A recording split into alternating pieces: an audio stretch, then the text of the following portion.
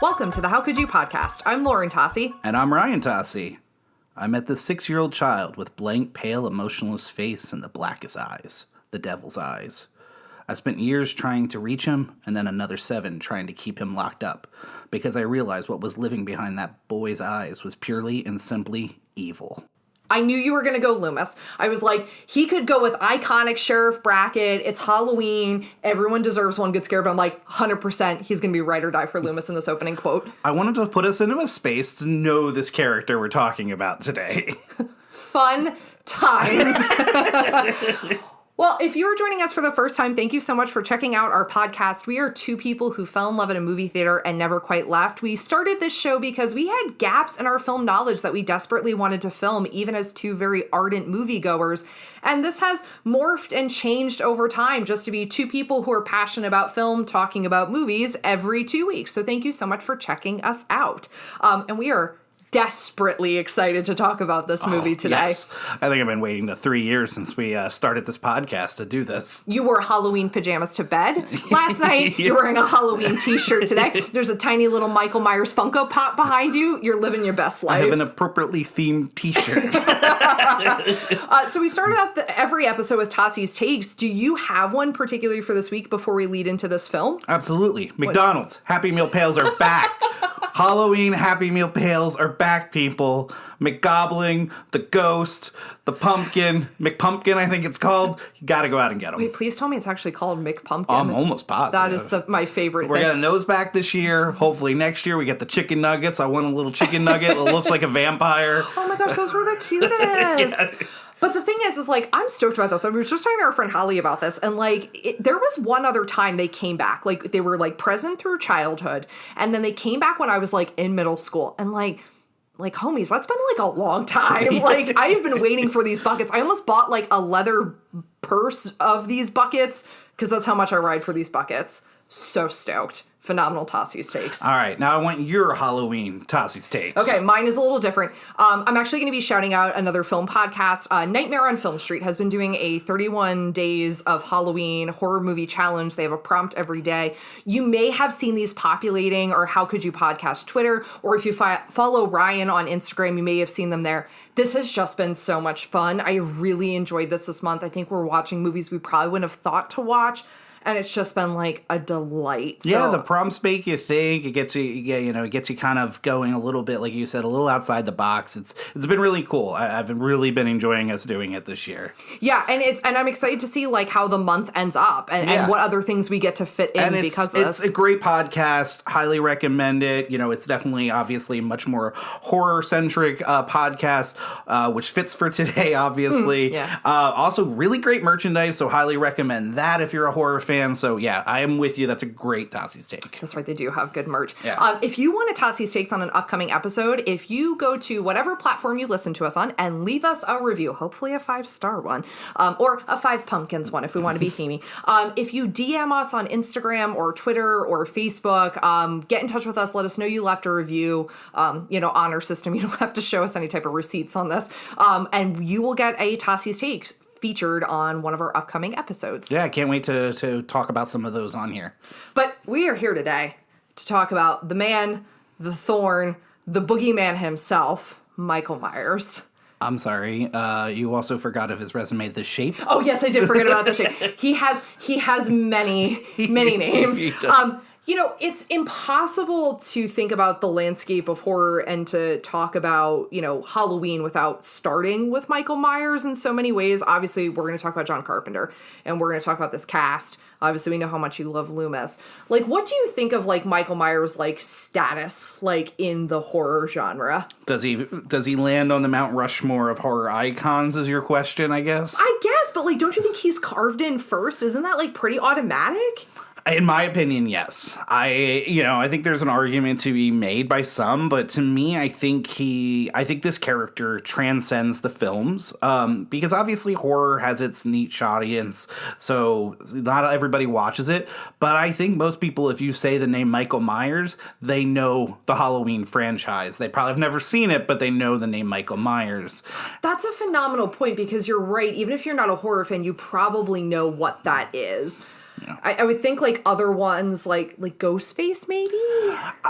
I mean, to me, you and me we go to bat for Scream, but I don't think Ghostface makes a Mount Rushmore at all. I just don't think that character is quite as iconic. Like I think jump out to me with Jason 100%. Yeah. Not even that you and I are that huge of the franchise, but I think you have to put, again, you talk about kind of these characters that transcend. That hockey mask, everybody knows that hockey mask. Oh yeah, that's a great point. Now Freddy Krueger's a funny one to me, because I don't think Freddy Krueger would be on this list necessarily anymore. If you would ask me in the 80s, even the 90s, 100%. But I feel as time's going on, that character loses a little bit of its notoriety that it once does. I don't know if a younger audience is as in tune to the Freddy character as once before. Yeah, I'd be curious to know, because there's it's almost impossible for us to know when those things are going to hit with culture. And I think if you grew up with Freddy, you probably feel very passionately about that series. Yeah. But is it having that resurgence yet? I don't think so. And I also think that name probably isn't as easily known as someone like Michael Myers. I think the Ghostface thing you bring up is important, because Ghostface changes every movie. So I think there's that. I think Chucky is a great example. 100%. I think, yeah. I mean, if you had asked me a few years ago if Chucky makes that list or makes that mountain, I don't know if I would have said yes, but I think that's a great pick. I think probably now, especially with the TV show, just a great character that everybody knows, the killer doll. Well, and honestly, if you're someone who's a fan of Dead Meat and you've been following the kill count recounts on Chucky, what it makes you realize is Don Mancini was approaching topics and issues way before any other horror films were doing this, and in that way, I wonder if that helps the resurgence of it, because there's some interesting things that happen, and also he's quippy, but that first movie, I will still say, is absolutely terrifying. Oh, yes, 100%. I think the first film is genius and scary. I agree completely with you. I mean, I think others that are in the conversation, obviously, is Leatherface. Yeah, of course. I don't know. You always see those packs and things like that, and Leatherface is always kind of left out. We're talking about the universal horror, icons, right? Like Dracula and Frankenstein, Creature. How do you leave those out? It's tough. So if you had to choose a Mount Rushmore right now, top 4 on there, who you put it on? Okay, Chucky. Okay. The Shape. Yeah. I'm putting Ghostface because I ride for Scream. And I don't feel bad about it. And the Leprechaun. No, not really.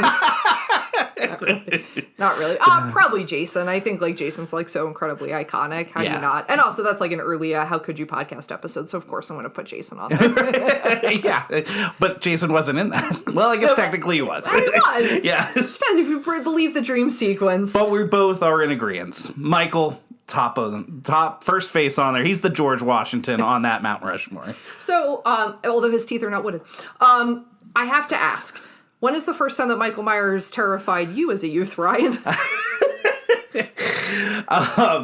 So I don't know if I remember the first time I ever saw or, watched Halloween. I know I saw it at an early age. I know I was extremely aware of Michael Myers at an early age. I remember my parents getting some of the Laserdisc and things like that.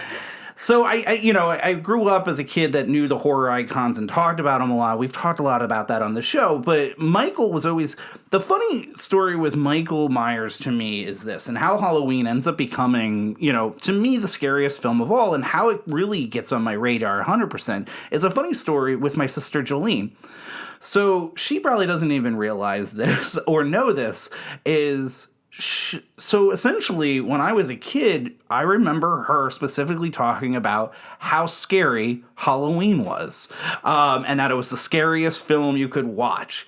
And I remember then watching it on a black and white TV. I can't remember if it was actually a black and white TV, but in my head I remember it as a black and white TV up in my bedroom with my brother in my room, and watching it on TV, a TV edit of it. And from that day on, I was hooked to this film and to this franchise. And just remember thinking always that it was the scariest. So it's weird because my sister Jolene is actually the one that gets me into really loving this film and this franchise. The funny part about this is my sister hates these movies. Oh, yeah. Because she's absolutely terrified of Michael Myers. Like 100%. Like, not like a kind of jokey way, like just absolutely petrified of him.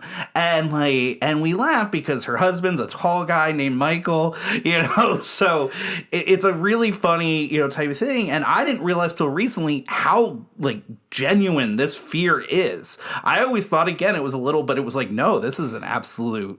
Yeah, she has like a very visceral reaction if you bring it up. Like, I'm assuming she is not even going to touch this episode. Right. But it's like funny to me because like I didn't know that. And the irony is so prime that she's the one who gets you into this. And I think it speaks to the fear that this movie has and everything. And I totally get it. Like, she told me she's scared of this in dark hospitals, like at night. And I just was like, have you ever seen Halloween 2? Because like, don't. No, don't. I did ask her if I was able to talk about her fear of Michael. And she said, yes. So I appreciate her allowing me to share that. But I don't know if she realizes that my love for it, as she has to come to our house all the time and see all this Michael Myers stuff up and deals with that she's actually the one that started me down the path of this Haddonfield, Illinois. Which is phenomenal. But I want to know you. I mean, again, you love this film almost, if not as much as me. Yeah. I want to hear your take on when you saw it for the first time. So I'm with your sister. I'm still like abjectly terrified of Michael Myers. Like, and I have a really hard time. Like, and you can attest this. Like, every year I get very giddy and excited to watch it. And I'm like, yeah, let's go. It's like time for Halloween. I normally start bothering you around like mid-August. Like, is it time to watch it yet? Like, and then I watch it and I'm having a really good time until it gets to one moment and then I'm done. And I am like hiding under things. And this is a movie I have seen at this point hundreds of times. So it is a really funny coincidence that your sister, who is not a lover of horror as much, should be your influence, because the reason I saw Halloween was because my brother, who does not like horror movies whatsoever. How this occurred is my really good friend in middle school, Jackie, we were going trick-or-treating, and we really wanted to watch Halloween because that seemed prime.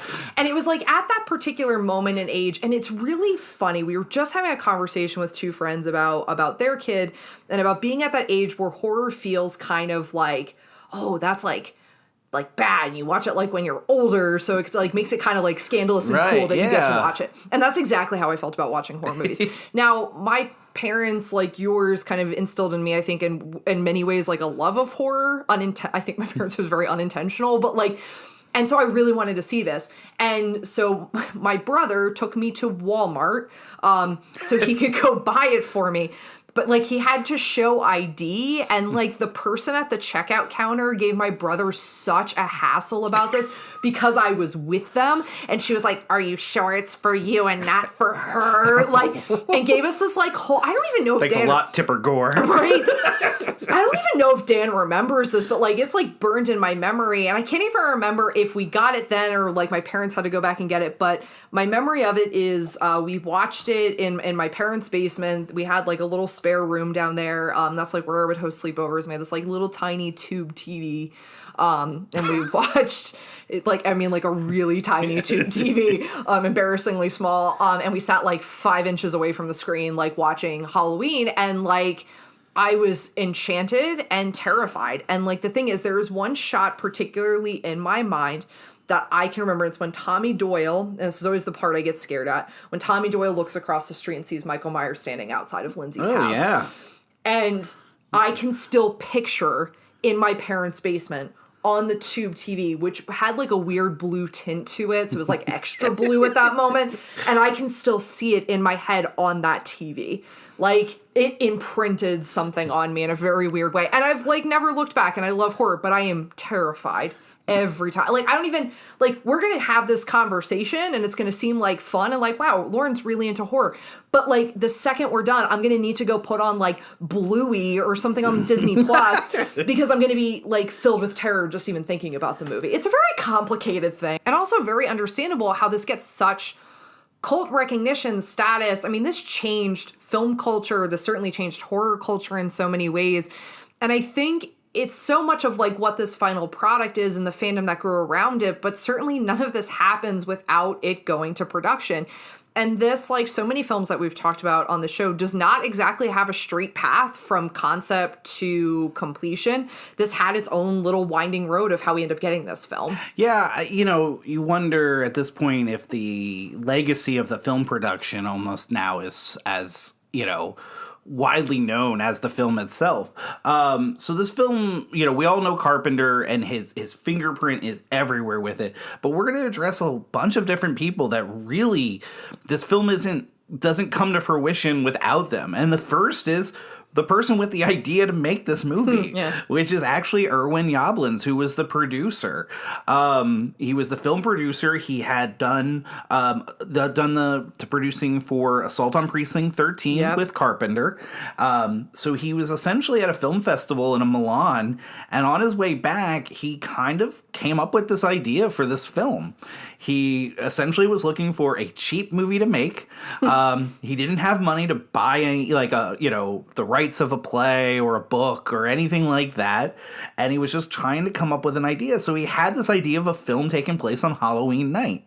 And then from there, he wanted to have it very relatable. So he started thinking of the idea of, essentially a madman killing babysitters, because people could relate to that, and have that fear. So it was a very, concise, easy story. And he was shocked because no one had ever made a movie on Halloween or about Halloween. So he knew that aspect of the holiday was going to be a good catch. So he essentially gets off the plane, he goes to the phone, and he calls Carpenter and he pitches the idea for The Babysitter Murders. Not as punchy of a title. Right.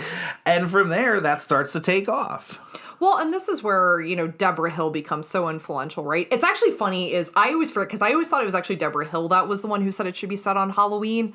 Not Irwin Yablans, but you are right. It is Irwin Yablans who's the one who said that. I had to fact check myself when I was doing research for this. And, so Debra Hill was a producer on Assault on Precinct 13. That film becomes, so important in the trajectory of Carpenter's career, of course. But, they get, she becomes part of this and becomes a co-writer on the script. And I don't know if you've ever read this. I love the thing that she said about, why it was so important for it to be set on Halloween. Have you ever read this, I have blurb? Not, no. She said, the idea that you couldn't kill evil. And that was how we came about the story. We went back to the old idea of Sam Hain, that Halloween was the night where all souls are let out to wreak havoc on the living. And then came up with a story about the most evil kid who ever lived. And when John came up with this fable of a town with a dark secret of someone who once lived there, and now that evil has come back, that's what made Halloween work. Wow. So that's all from Debra Hill's perspective on this. And I think about how important that is to it, because you cannot deny the importance of this being set on Halloween night, because no. That is so crucial. No, I don't think we are talking here 44 years later about the Babysitter Murders. I don't think we're at film 13 of The Babysitter Murders being released on Peacock. You're right. And we talk about this a lot of times with Christmas films, right? It's sometimes a little bit of a play. Oh, set it around Christmas and it gives it a little something extra, right? Home Alone can be made any time, but you put it at Christmas and there's something special about it.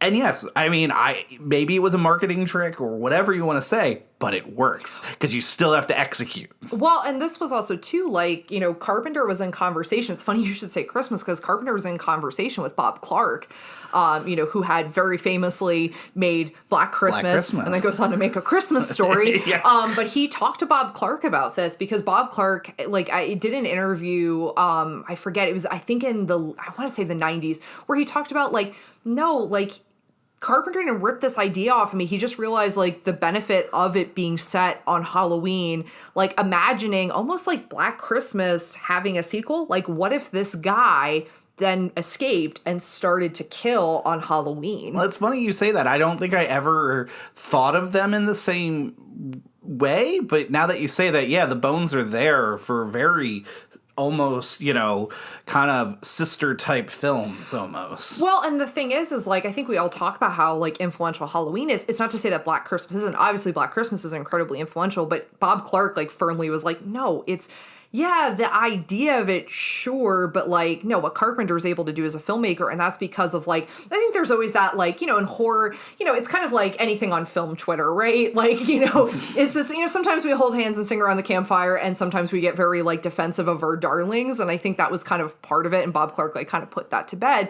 But because like, I think this combination of Irwin Yablans and Debra Hill and John Carpenter and Mustafa Akkad just kind of understanding, in this collective moment, it's almost like you can't attribute one aspect of it or any aspect of it to just one of them, because they all combined to make a sense of like, it would be terrifying if a town had this kind of dark story that no one really talks about, in the same way like I think Carpenter addressed that like every town kind of does have one of those stories, one of those houses that you don't go near where something bad happened, and like, so the combination of this is just so beautiful. Well, and I'm glad you said Mustafa Akkad, because, I mean, obviously he is the other major influential individual of this. He's the financer of the film, right? And kind of you can argue that Irwin Yablans is probably the odd man out in the history of these films. Like, I think, people know him, but like Akkad and Debra Hill and Carpenter are the ones that everybody knows. But Akkad comes on, he finances, they give him a $300,000 budget to make this movie, which is a low independent film. Yes. So there wasn't a lot there. And the interesting thing is, so Yablans, essentially what they wanted to do was make this film, put it out, have a big studio buy it, get all of their money back, and then, be kind of done, like a quick cash grab, essentially. But no studios wanted this film, and so they end up having to essentially put it out and distribute themselves, part of Compass International Pictures, which was Yablin's company. So that's how we get there. Akkad then obviously stays on through the franchise.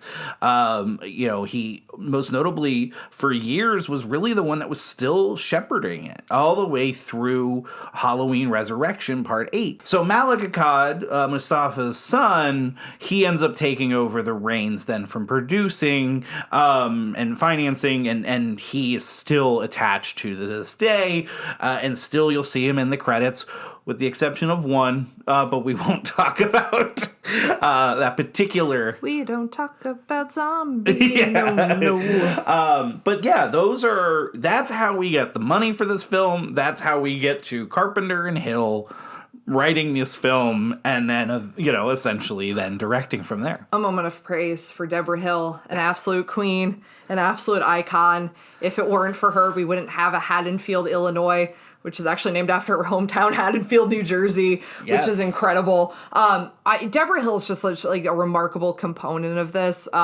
You think about like certainly the landscape of horror and the importance of like the final girl trope, as we'll get to. And so important that you had a female writing this dialogue. So she is credited as, Carpenter was very clear, she wrote the dialogue for the girls in the movie. Carpenter takes credit for writing a lot of the dialogue of Dr. Loomis.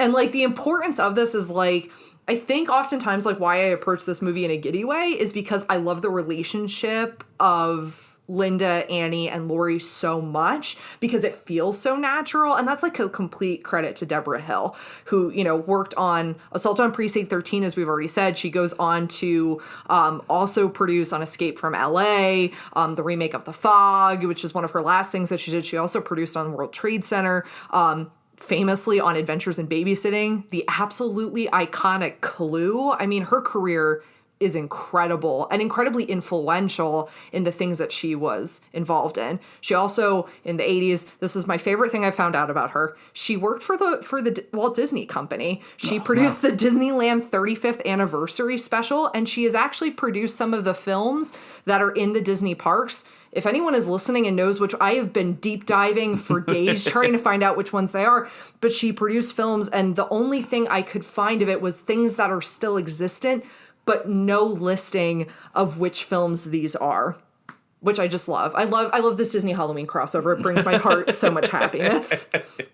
But that's like the background of the writing. What about the production of this, though, which I think is like phenomenally interesting? So, yeah, we've talked about now the producing and the financing, but people are here to talk about, you know, the filming aspect of it. And this movie ends up being essentially like a almost an independent, really small crew type film.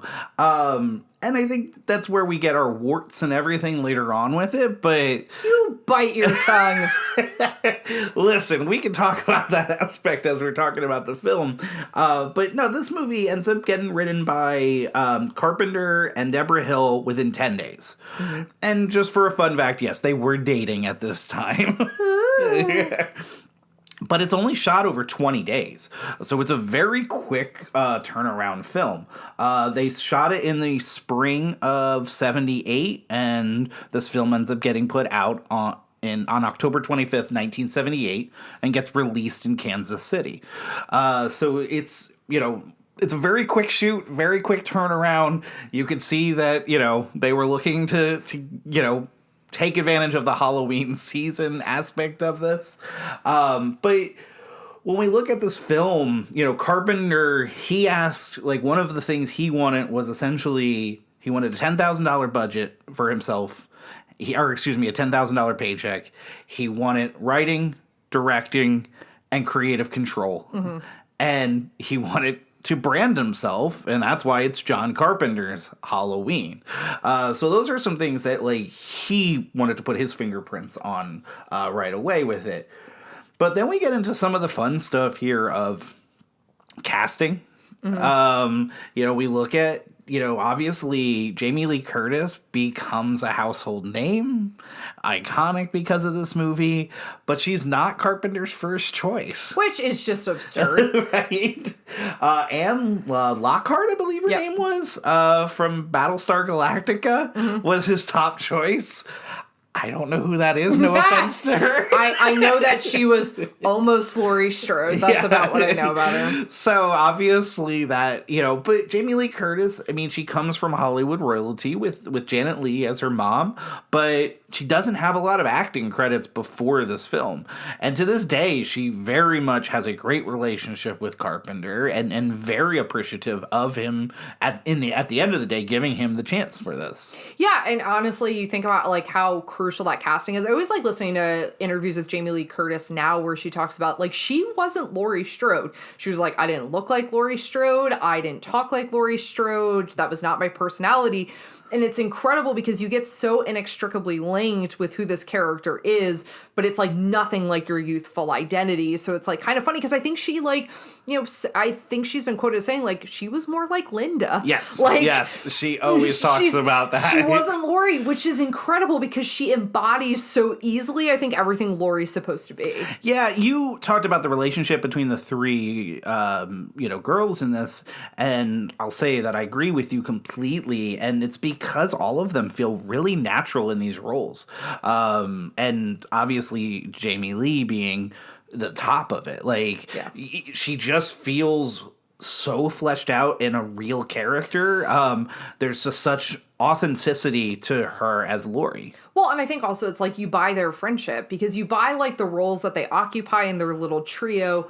You understand why they're friends. Laurie's a little more earnest and Linda's a little bit more devil may care and and Annie's kind of whip smart and snarky and they work so well off of each other. And I think that chemistry, you can't buy that chemistry. It's either there or it isn't. And I think so much of that is where, essentially teen driven films go to die. If there's not good chemistry, it's you don't buy the story, but this you buy because it seems they're babysitters, and probably them not being phenomenally famous at this point in their life is what helps that kind of naturalistic environment. Sure, I agree. And I'm with you completely. What I love about it is three very distinct and different characters traits, personalities, but you also look at them and go, oh, I get them being best friends. I get why they're best friends. It doesn't feel like, oh, this is a type 1 personality, this is another type of personality, and I don't really see them mixing.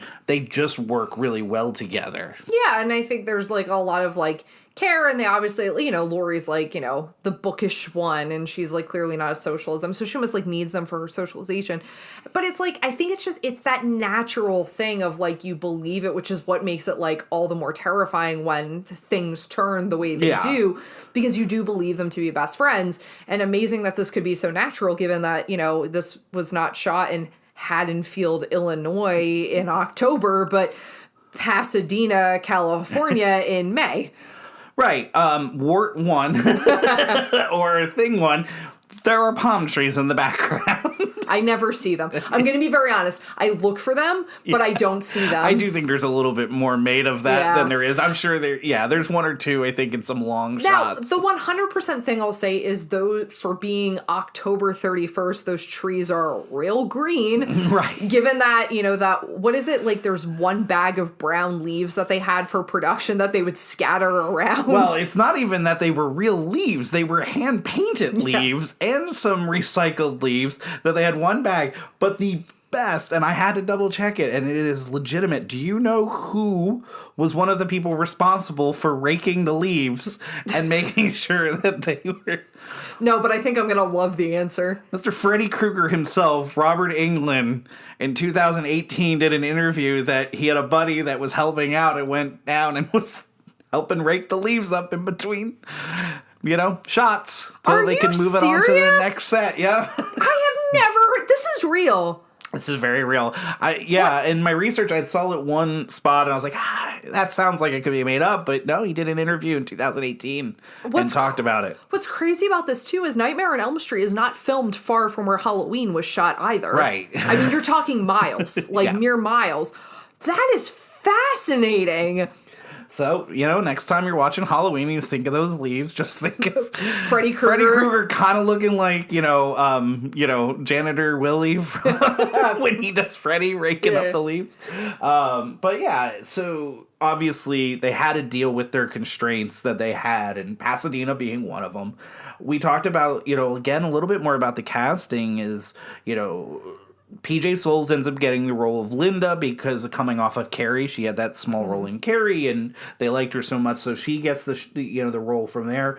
But the big one here is Loomis. Loomis, again, was not the first choice. Carpenter really pushed and wanted Christopher Lee or Peter Cushing. 2 best friends, tried to get them both, one or the other. Yeah. But both passed due to the salary because the budget just was not there. Also, I don't believe Christopher Lee as a non-poorly intentioned doctor. Let's just be honest. You'd be like, this guy turned this kid, didn't he? He made him evil. I try to think of Grand Moff Tarkin as, Dr. Loomis. He'd blow Michael up. That's what would happen. Yeah. So, the other major, character of this movie, the Mask. Yes, we have to talk about it. Yeah. We're not, again, everybody at this point knows it's a William Shatner mask, right? One Captain James T. Kirk. The script had asked for, all the script had asked for was the pale neutral features of a man. That was all it asked for, and they had to go and find a mask that fit that. So it actually had come down to 2 masks. Essentially, the Captain Kirk mask was one, and the Weary Willie clown mask was the other. I hate everything you just said. So this is a very popular look. It was popular by Emmett Kelly. Everybody knows this look. This was the mask that they really had thought about, but they end up finding something that works a little bit better with this paleness. So essentially, like we talked about, they take the Kirk mask, they stretch it out, they remove the eyebrows, they paint it white, they tweeze a couple of things here or there to make it work. For essentially why that ends up, if you look at the Weary Willie clown mask, you can see how that would have been a really creepy mask walking around the town. Yeah, dude, it's a clown mask. Of course it's creepy. And I don't know if Michael, what I haven't wasn't able, if if the fact that Michael wears essentially the clown mask at the start of the film, if that ends up being a little bit of a nod to the idea that was or just they just wanted him in a clown costume because it feels or it was like threatening. whatever costume they could get because budget. Yeah, of course. But they end up going, obviously, with the William Shatner mask. And that's important because, again, we'll talk all over the place about the budget being so low and they're trying to cut corners. The cinematographer wasn't able to afford expensive lighting in this movie. Mm-hmm. So that is... we're going to talk a lot when we're diving into the film itself about the shadows and and the creepiness in the back. A lot of that was him kind of pivoting to what the constraints that they had of this film because they didn't have good lighting. So they had to make that work. Necessity is the mother of invention. So if you're thinking of this clown mask, it would not have worked as well. That clown mask coming out of the dark, shadows at Laurie towards the end isn't going to play as well as that white mask coming through the darkness like that. So it ends up making a lot of sense why they end up choosing this. The other thing, though, that, they had these constraints with the budget, but one of the big things that they end up having in this film that was extremely important, extremely innovative at the time, was they were one of the first uses of the Panglagabide camera. I may have pronounced that incorrectly. I apologize. But it was a camera to fit the camera operator to help with those long, unbroken moving shots that this movie ends up being so, known for. So, they were really wise in how they used the budget. They knew that there were just corners they had to cut, and they made those work for them. And then other places they knew where they needed to put the money at. Well, and I think this is so much the story, and particularly I think in horror, of when the budget is small, like the ways in which you almost have to go back to like the most simplistic things that would make someone terrified. And in some ways, I think that's what makes it most effective. And I will always credit to say that to me, of all of the Halloween movies, 78 is the most effective in terms of like fear and tension building, not just because it's the first time knowing what Michael Myers is capable of, but I think also because they knew they had to work with what they had, but they knew how to build terror out of what they had. Because, like, they're, without a doubt, not the first film to use point of view shots in a horror movie. Like, they're late to the game in that way. But in some ways, they're the most known for because of how effective it feels. I mean, it feels like you're within these spaces. Like, the fact that the movie opens with you being within the mask of the killer. Not the first time it was done, but it works so well because it ends up being the mask of a child. Right. And then the fact that you're not necessarily in that point of view again, but you feel like in so many ways you're voyeuristically like watching the scenes unfold. And that is because of what they did with the camera operation throughout the film. We talked so much, we got to talk with Jesse and Andrew last year on them, creating their independent film and that we were a part of with Jardin Films. And it's funny because when you look at this movie, again, it really, when they say independent film, it feels that way. And when you look at all of this production and, how it all kind of came about, like even talking about the writing, like the names of these characters are so just lifted from their own experiences. I mean, Michael Myers' name comes from the British film distributor who put out Assault on Precinct 13 in the UK. So that guy, that's how we rewarded him. We like you. Yeah. We're now making your name terrifying. You talked about Haddonfield, Illinois gets completely named from Debra Hill's Haddonfield, New Jersey. Laurie Strode was an ex-girlfriend of John Carpenter. It's harsh, man. Right? Or nice. I don't know which way to take that. Tommy Doyle's a character from Rear Window. Yep. Sheriff Brackett was after the sci-fi writer Lee Brackett.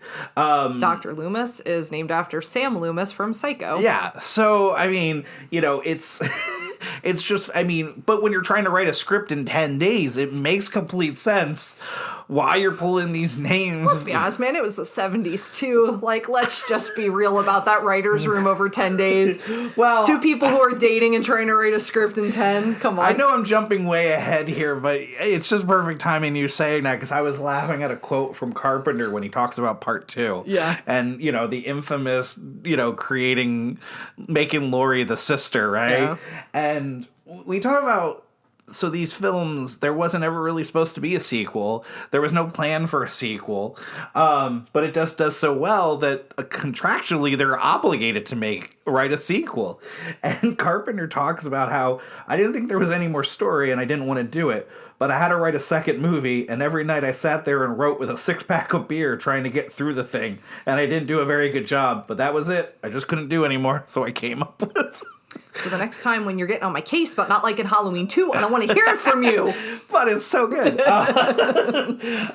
But yeah, so you talking about the 70s? Yeah, there's no way that's not... Part of it. So, this movie does not have like a phenomenally large release, right? You already hinted at the fact, like, so this gets, released in Kansas City. It gets released on October 25th. And this becomes very much a film that is received and grows because of word of mouth. You don't have viral marketing in the way in which we do now. You don't have that outreach. You don't have the same distribution structure that we have now. So this really becomes something that is born of word of mouth and becomes, really well received by its audience, because it's like this, as you and I talked about at the beginning of our own personal experience, you kind of have to see it. And it's going to be so scary. So it's that cultural cachet of, I'm about to watch the most terrifying movie that's ever been made. Right. But it didn't come across that way during test screenings. Really? How? Wait, hold on. I know how, but explain to the audience. It took me a second, but I remember how. Yeah, so this is a movie that just test screenings went terrible. They put it out, they played, it got terrible reviews, and one of the major things was it was not scary. You made a horror movie that's not scary, has to be the, no pun intended, but the death blow. Like, I mean, what if nothing else? So what they realized was when they were doing the test screenings, there was no score to this movie. So Carpenter goes and literally writes and composes the score for Halloween in 3 days. Like, how much blow was he doing? Like, you're telling me he wrote that thing in 3 days?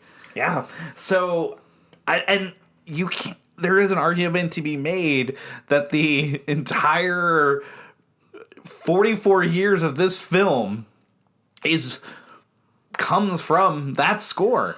Well, you think about this, like how much we talk about, like, film scores are, so indicate, how you're supposed to feel. Like, right? It's the informant to the audience of like when you're supposed to be scared. What has that more, like, Jaws is done on, and then it's like this. Like, it lets you know when Michael's coming, when the fear should intensify. It's haunting and iconic. At this time of year, I feel like it gets like stuck in my head and then everything just seems creepy. But it makes sense why it needed that, because it has to inform, because the characters don't know they have anything to be afraid of. So, like, you need to give that to us so we're anticipating, like, when is he going to start bumping them off one by one? Because he takes his time with it. Like, there's so much buildup and anticipation for when you finally get to the part that most people are coming for, which is the slasher aspect of it. Yeah, and I think Carpenter ends up being as well known as a director as, a film composer. Well, that's why he still tours and does concerts. Yeah. I mean, like, his scores are iconic. Like, it's and it's this thing that people try and replicate, but you can't really quite achieve. There's something very unique about how Carpenter scores things. Yeah, and now he's doing, his son does a lot of this, who has done a lot of Halloween Kills and Halloween Ends. So it's neat how Cody Carpenter and him have been able to kind of keep that going forward, much like the Akkads, like we talked about, which is the father-son aspect of things.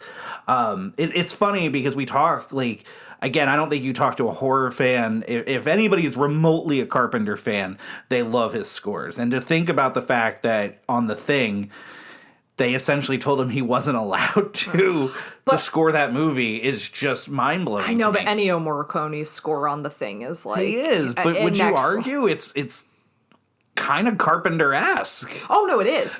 Because he kind of, I think, went, let me do this, but this way, because Carpenter did have a lot of, like, oversight in that particular thing. But, so this gets released. It gets corrected with the proper score. It gets this incredible word of mouth. It's not like... It's interesting. It's a mixed bag on its critical reception. Not that critics have to be everything. Gene Siskel gives us a generous 3.5 out of 4 stars and, like, really remarks at the time, like, how important this movie is going to be. Very famously, the infamous like critic Pauline Kael lambasts this movie. Really, if you read the original review on it, it feels like it's reducing it because of its violence and not maybe understanding what it was doing. The famous film theorist Carol J. Clover, writes a book called Men, Women, and Chainsaws, Gender in the Modern Horror Film. This is the creation of the term final girl, is created by Carol J. Clover, who, so I love that a film theorist, invented something that's like very much used in a pop culture sense, like now, because that term just became so important. Obviously it gets, certainly like completely associated with Laurie Strode. Not to say that certainly Sally from Texas Chainsaw Massacre doesn't fall within this as well, but like in so many ways, like Laurie Strode does become the final girl. So it's this film, like almost like within the immediacy of its reception and the immediacy of audiences having it had like already stamped its imprint on culture. This was going to kind of change things, that this was going to change how horror films were made. This was going to change, so much of like that patterning. And it's like, and we're still living with that patterning today. Like there are nary a few horror films, I think, today that can't say that they owe somewhat of their DNA to Halloween. Yeah, I we talk about so much about these landmark films and, how they change the and I agree with you. I think so much is owed to this film and how much it's influential on most of the directors going forward. Yeah. I mean, we even talked, Friday the 13th essentially is just a ripoff to some degree of Halloween. That they're trying to, and we get, that franchise because of it. Which is not us being pejorative, because Sean S. Cunningham has said that. Yeah. Oh, yeah. Completely. Yeah. No, I don't think they're, but and that's just the one, but I agree with you. I think even some of their own, contemporaries. I think you can argue that, Craven starts to steal a little bit even from, there's a lot of people that end up borrowing, homage, whatever you want to say. Craven makes a love letter to Carpenter when he makes Scream. I agree. And I was thinking that, but I didn't know if we could go that far. No, I don't think that's a leap. I would say that's a step to the side. Like, I think that's like a fair thing to say. But, I think as much as it's going to fill me with night terrors this evening, we have to start talking about this film, scene by scene, piece by piece, no pun intended. And it starts with those opening credits, man. Those opening credits are so unsettling because it's such a happy pumpkin. But it's such a demented pumpkin. But it's not a happy pumpkin because Michael's face is in the pumpkin holding a knife. Ryan Tocci, 36 years old I am. I still don't really quite see it. Like, I kind of see it, but I don't see it. Like, I'll say I see it, but I don't really see it. You're like Ethan Suplee and Mallrats looking at it. I am. I'm like still looking to see Michael's face. I haven't seen it. I think it's a neat little thing, but I agree with you. These opening credits may be the best of all time. Well, because they're so mood setting, and I think that's like important. It also is like, it gives you like the iconography of like the holiday itself with like a very happy jack-o'-lantern. You get the introduction to that score. And the great thing about that score is sinister. Like without even knowing that it's going to be the thing that kind of like helps to repeat during the film, so the terror is on its way. You immediately know it from listening to it. It's like faster paced, but somehow so much more atmospheric than any horror score that came before it, in terms of like being both fast paced and atmospheric and completely like mood setting. And then, we get taken back to 1963. Yeah, and you were talking, even with the credits as well, I kind of, I think things that are really, again, kind of talking about those iconic credits were just like Donald Pleasance in and introducing Jamie Lee Curtis, to think about that today, It sets authority for the film, doesn't it? Like to say, hey, this is Donald Pleasance in this role, guys. You better like listen up. Yeah. And also this person, this Jamie Lee Curtis, we're introducing her because she's going to be like really important. And it doesn't always work, but this is a film that's held up by doing that introduction. And then just like you said, it's that blank black screen with the slow pan in. It puts you right into that space of uneasiness immediately. I'm already uncomfortable talking about this. But like you said, then we jump into those kids' voices. Yeah. Yeah. Given that little, Halloween night. Black cats and goblins on Halloween night. Trick or treat! Into that stinger and Haddonfield 1963. Yeah, and and this opening sequence already is like so incredibly mood setting because it's like not what you expect to happen because it's a child that's doing it. Like we happen upon what is a typical night in the life of a teenager. They're babysitting their younger sibling who they believe is already in bed after trick or treat. The parents are out. Their, significant other is over. There's some hanky panky, if you will. That's right. I just said hanky panky. And you have this like what is seemingly like kind of like a typical like Halloween night until it's entirely disrupted. We have this like ominous presence that's like moving throughout the scene, but no real sense of like really the danger of what this is because it's, her brother's about to kill her. Her small 6-year-old brother is about to cold-blooded murderlate her. Yeah. And I love, the way that they shoot. Now the Myers house it wasn't a set, it was an actual home. It was an abandoned home that they had that was abandoned and owned by a church that they bought, and set decorated for to look like a home in 1963. And just as we get in those shots from outside the window, Sandy Johnson, who played Judith Myers, and I apologize, I actually don't know the boyfriend's name, but as we just kind of go around the house and come in, and then that's. So Michael Myers ends up getting played in this film by actually 4 different people. So it's Nick Castle, who everybody knows and ends up being the most notable. It ends up being also Tony Moran, who is most known because later in the film, he's the one who we actually see the actual face of Michael Myers. And then also Tommy Lee Wallace. But also notably here, the hand is played by Debra Hill. Well, so grabbing the knife. You've heard the controversy about this, right? Oh, I don't. So there's like a controversy because there's like a documentary that like cut together an interview with Debra Hill that seemed to suggest that Debra Hill was saying at some point she plays the shape in one of the shots, but that also it looked so ridiculous they realized that she couldn't stand in for the shape because of the size difference between her and Nick Castle. But there's like I did like an internet deep dive on this because I had never heard that before. And there's a very famous like horror YouTuber by the name of Malfunction that did like a whole video debunking this and saying like essentially the documentary is edited to make it sound like she actually plays the shape and that she's actually in the movie, but she's actually not because if you look at the shots, it wasn't used. So like, but there is someone who has like a treasure trove of like unused footage from Halloween that has not been released. So there may be some version of this where Debra Hill is wearing the costume. Release that. Yeah, like, but it's like kind of funny because like Malfunction went through like great pains if you watch this YouTube video of essentially like debunking how the documentary is edited, like to make it seem like Debra Hill's actually the shape. Not to tip our hand on an episode later about conspiracy theories and videos of of film we're going to be doing, but this sounds very JFK to me. Right. But actually, and as I was saying this, I realized that the boy who played young Michael would also be, also technically considered that. So I guess there was more. Many people played Michael Myers. Here's the thing I've learned from being on independent film productions. You sometimes just like swing in people because like that's what you need. It's like, again, it's as we said earlier, like, necessity is the mother of invention, realizing, and also doesn't that make it kind of more terrifying the more people that play Michael Myers? Yeah. Like the idea of like it could be anyone, like that's almost makes it worse in some ways.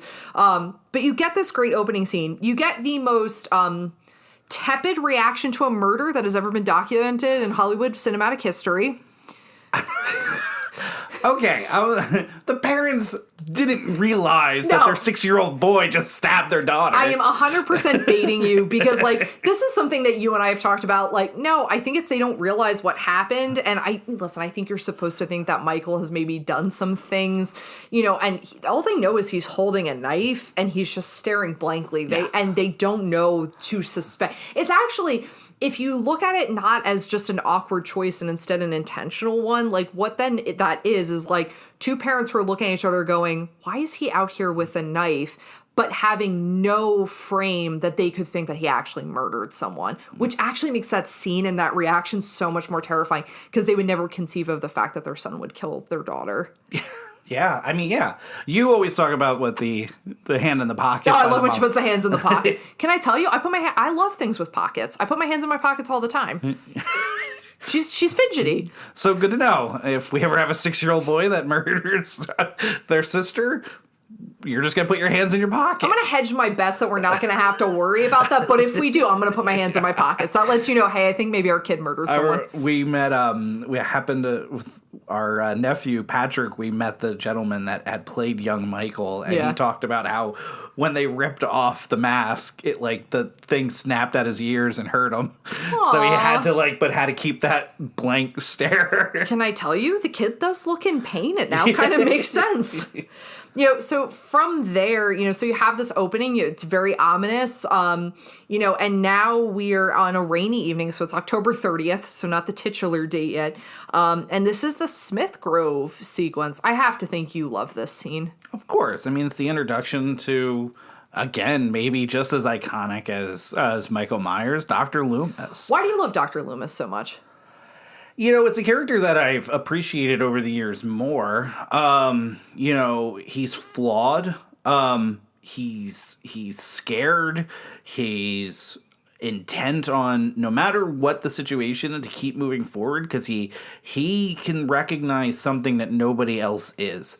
And he's not, and I think we'll talk about it a little bit later as we get into some more of these scenes, but he's not equipped to handle Michael, like, especially not this version of Michael. Maybe that 6-year-old boy that he took over with, sure, but not. So he just, and Pleasance just has an appeal to him. Like, he's cranky, but not, like, you just feel for him because no one's listening to him. No one believes him. He kind of sounds like a crazy person, but you know that he's right. It's just a character that I just love because he's not in the movie a ton, but he's he's just complicated. And for me also it's hard to divorce the fact of, I love this franchise, and I love all the versions of Loomis and all the other films that he's in. So he always is, it's just a really interesting character that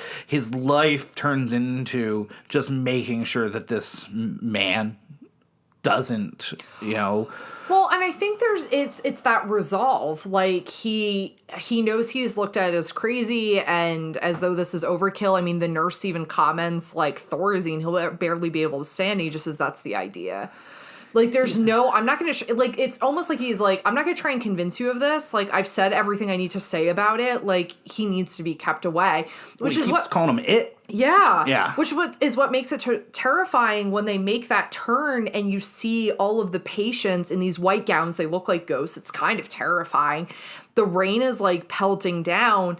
And you realize, like, the thing that he has already made us very scared of, it has already happened. Yeah. Like, so it couldn't even have been prevented because the guy who could have prevented it, like, was in progress of getting there. Yes. Like, so this has already happened. And I think we go back to what's so important with this scene. And again, we've seen this movie. I mean, we probably watch it 2-3 times a year at least. Yeah. And so I see it, and it's always more interesting is, this is a doctor that's broken. I mean, he has in his mind, and what we now know as an audience is he's looked into the eyes of evil. Like, he's seen pure evil. And so, yeah, it's a when you're watching him in that car and the nurse almost questioning him and him trying to just go through the motions of what he has to do. It's Well, and I think that's what makes it, like, scary when she does get attacked, like, because it's,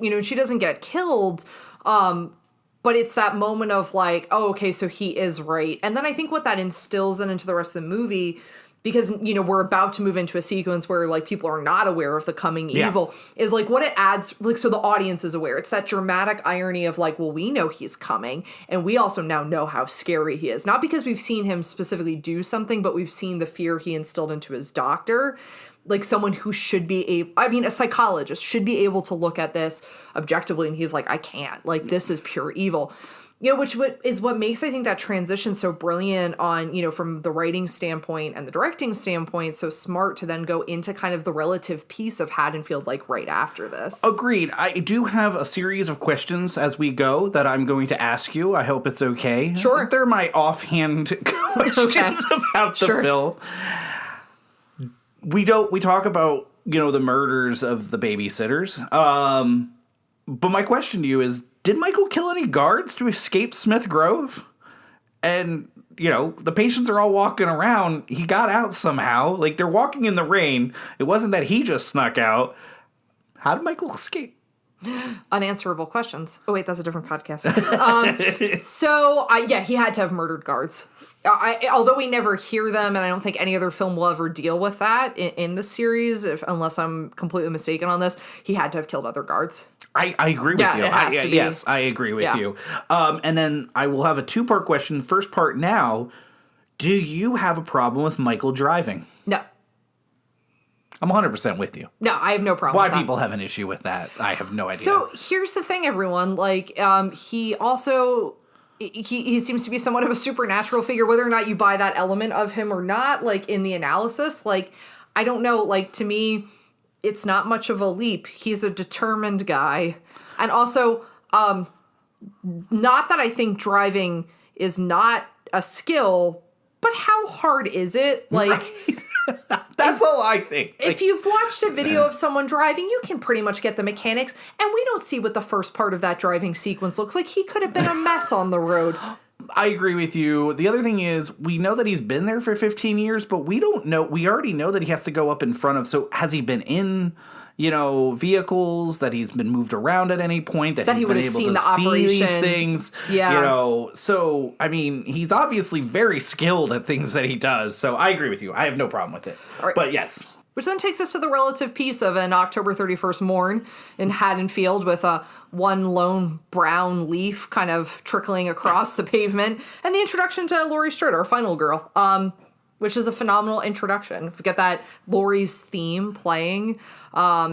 We get the setup of her, you know, father is a professional man with a realty company.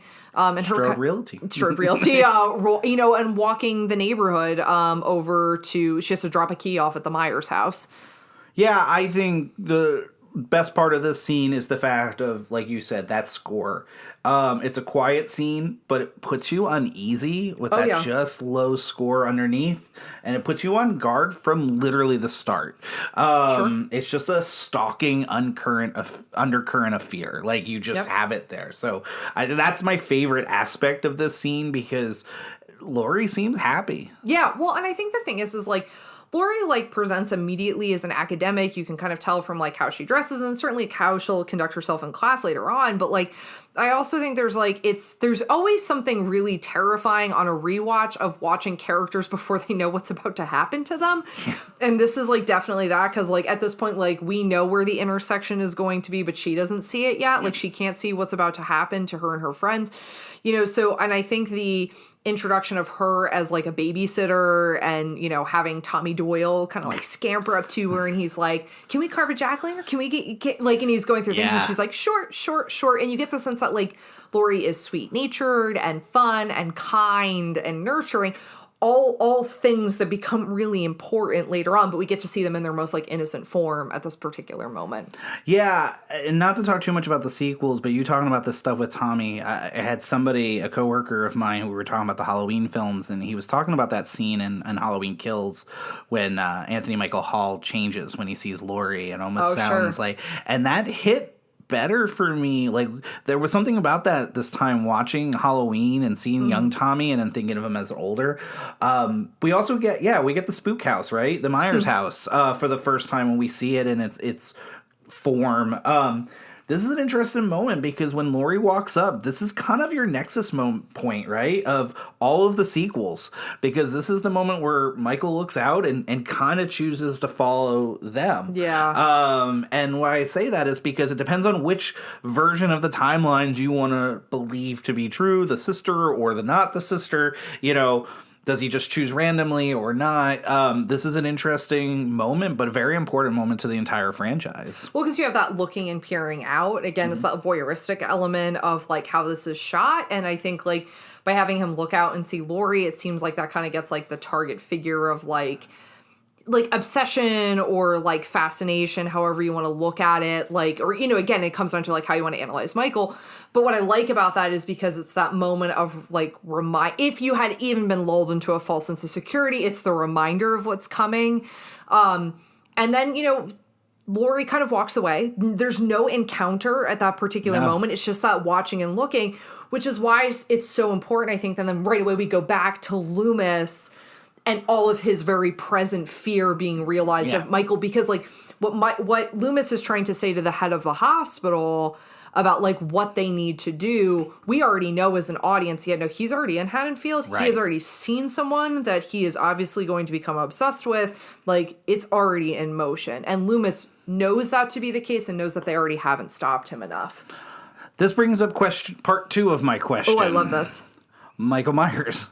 Does he stop for gas? I think he locks into a full tank.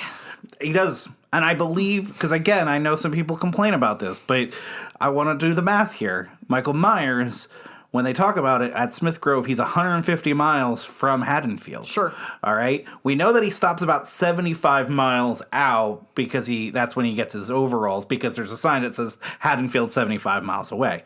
But I looked at this, and at that time, at least, station wagons ran for about 300 miles, I believe, to 350 on a full tank of gas. Somebody that knows vehicles much more than me is probably yelling at the audio right now, but I believe this to be true. If you're going to go pick up a patient at Smith Grove, you have a full tank of gas, right? So when he gets the station wagon, he has a full tank of gas. Okay. We may have to stop watching Halloween because you're now researching vehicles which you have no interest in materially. And now all of a sudden we're talking about gas mileage in the 70s. I was just saying. I think he made it there with no problem. Fair. Which, I mean, clearly he makes it there because one of the more... All right, there's, like, I'm going to call a lot of things the most chilling scenes, so you're just going to have to bear with me in this. Man, Laurie in the classroom and looking out and seeing Michael. Oh, God, does that send terror right through me? Because it's just, like, and I know, like, this is, again, those, like, people talk about those unanswerable questions. This is a goof or a gag, and it's like, well, how would he know? And I think the thing is like, I don't think he does know. I think she sees him. I don't think he's actually seeing her. Again, I think he, like, looks through things, and I think it's like he wants to be kind of outside the school. I don't think he has planned anything. I think it's just, like, kind of the happen chance. And you have that, you know, one, I think Laurie Strode is an incredible academic because she's definitely seeing something kind of weird outside, but definitely is still attuned to the question because she's able to totally crush her answer. Well, I was going to ask, are you going to give us a lesson on Samuels right now? I mean, I will. No one wants it. To talk about how fate never changes. Yeah. But, like, I mean, you know, and that's, like, a great written moment, like, you know, because you have this, like, kind of this classroom and you get what Laurie is. Laurie is someone who has answers for this and thinks deeply about things. And I think, you know, probably has lived somewhat of a charmed life because I don't think she necessarily seems totally scared by what she sees. And I think that's what's important. Again, it's that, like, the thing that's coming is more terrifying for the audience than it is for Laurie Strode at this particular moment. And then, you know, you get jerks outside the high school. Gonna get you.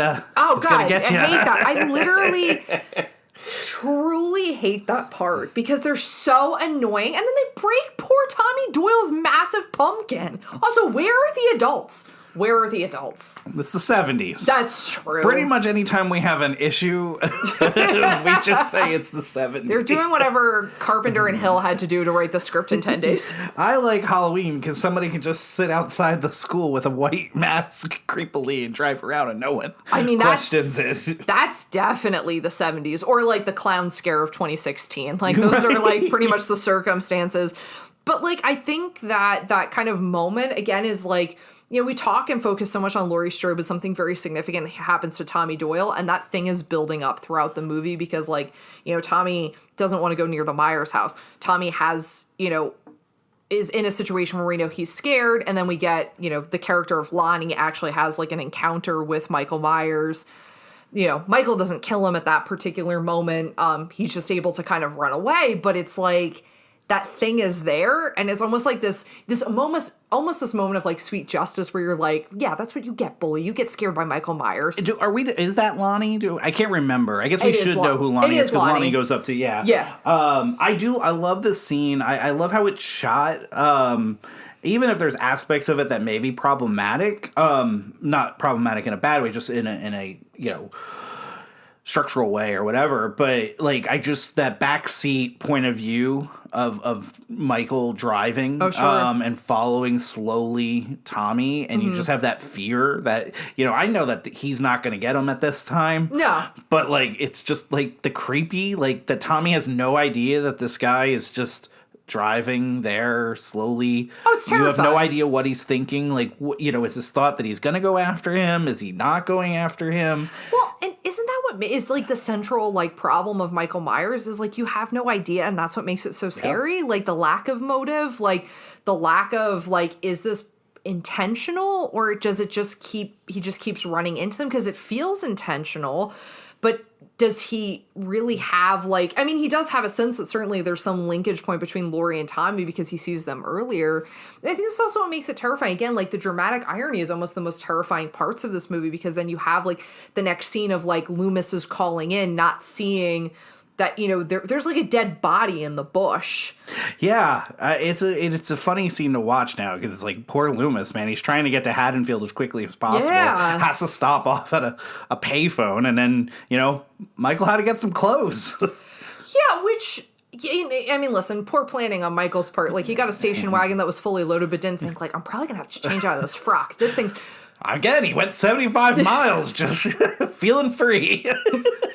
Well, speaking of feeling free, though, the next moment gives us the introduction to, I know, your favorite character. Well, I thought you were going to talk about the Rabbit in Red Lounge. You can feel free at the Rabbit in Red Lounge. That's the assumption based on how Loomis looks at that matchbox, right? Like, it's a swingers club is how he's looking at it. But you get the introduction to Linda Vanderklok, which, Ryan Tocci, I need you to know, I went, 25 years of watching this movie, never knowing that her last name was Vanderklok. I literally found that out 2 days ago. Totally. But my second love, PJ Souls. Wouldn't you say it's Thora Birch first and then PJ Souls? No. I think that PJ Souls in the 70s and 80s, there was no... Why she didn't have more parts. Yeah. I think she just lights up a screen. And that is why, yes, Linda is one of my all-time favorite characters. She's so in her own headspace. And I think it's fantastic. And PJ Souls sells it perfectly. Like, it doesn't come across... This is a type of character that could come across as annoying, but she's endearing. Yeah, and she's effervescent. Like, I think it's the whole, like, she's listening thing. I have to learn new cheers, I have to get ready, and I have to do this. And it's like... And this is, again, credit to Debra Hill's writing. Three new cheers. And a game. And she had to get her hair done. And the dance was the next night. A lot of things. Yeah. That she's not going to do, but also a lot of things that she was planning on doing. But, like, I think that's the thing about, like, the introduction to Linda, again, like, credit to Debra Hill's writing. Like, it feels so natural. Like, I feel like, I've had those conversations. I've overheard those conversations. It feels like she's totally stressed about all the things she has to do, like, in the lead up to the big fun event, which is supposed to be this dance. And I think this is a good time to talk about, because, like, again, talking about Linda with the, she's got that satin green jacket that matches her, green shirt and top and everything. And when we talk about the cast clothing, because they had to actually buy their own clothing. Which is great. Jamie Lee Curtis talks about how her wardrobe was bought by her at JCPenney for $100. Like, amazing. And we know that, I mean, this is actually something that's not new for PJ Souls, because she ends up doing that with Rock and Roll High School as well, with that really, again, iconic jacket and some stuff like that. So, but the whole cast, again, talking about that small budget, you want to be in a movie, you got to buy your own wardrobe. But like, they get the clothes to work. Like, I mean, it really fits. It really does, because like it embodies their characters. You can tell that these are three actresses that thought about their characters and personas deeply, that there would be something kind of like playful and kind of feminine but kind of athletic about Linda. You see this like reflected in Annie's clothing, which like feel smart and structured. She's not wearing like flowy clothing, and then like, Laurie's, which I think is probably the most femme but also like the most academic in so many ways. So it makes sense that these actresses probably really got analytical about what their characters wear and seem to nail it. And then you get the introduction to Annie, who totally never showed. Yes, she did. She's there now. Yeah. And again, like another great naturalistic moment of conversation. And this walk is so incredibly iconic. It is. It's important. It's iconic. We talk about this film. This film and story, there's not a lot of girth to it, right? No. So they have to make the most of every moment. And this scene, so incredibly important to the, with this long stretch, because it spells out their friendship, and it shows their chemistry. It's why when these three characters we care so much about as individuals, and when they're separate, that we fear for them as a friendship, as a group. Oh, yeah. And I think, like, that's why it's so important. And I think it's, like, you get all those great shots of them just, like, walking together. And then the camera goes to these really objective positions as though, like, someone's, like, looking at them as they're walking. It doesn't always track. Sometimes it's just the camera stays steady and they're kind of, like, moving. And you get all of this conversation about, like, the night ahead. And, like, Paul gets in trouble for soaping windows. The conversation feels, like, appropriately, like, cheeky and like poking at each other in a fun way, and kind of making fun of like Annie for like Paul getting in trouble. And then this like setup of like, Laurie and Annie are going to babysit, but they're all like kind of just like, I mean, not Laurie, but the other two are kind of using this as like covers for like their hookups that night. And it's like you have all this stuff getting, played out. And then it's like the reintroduction of, the threatening presence where you get the car coming by. You mean Devon Graham? Devon Graham, he's cute. And you get, this is where, you get that great line of Annie going, "Hey, speed kills." Hate a guy with a car and no sense of humor. But it's that threatening moment of like, you can analyze it. Is this what makes Michael kind of go, all right, fine, I'm going after them? Was he always intending on it? Does he actually hear it? Or is this just like an independent action of him not being that great of a driver? It's a really interesting moment in that way. It didn't look like he was going that fast to me. Can I tell you, I felt like he sped up. Right. Right as she's saying sped. I don't know if that's like bad editing choice on that part.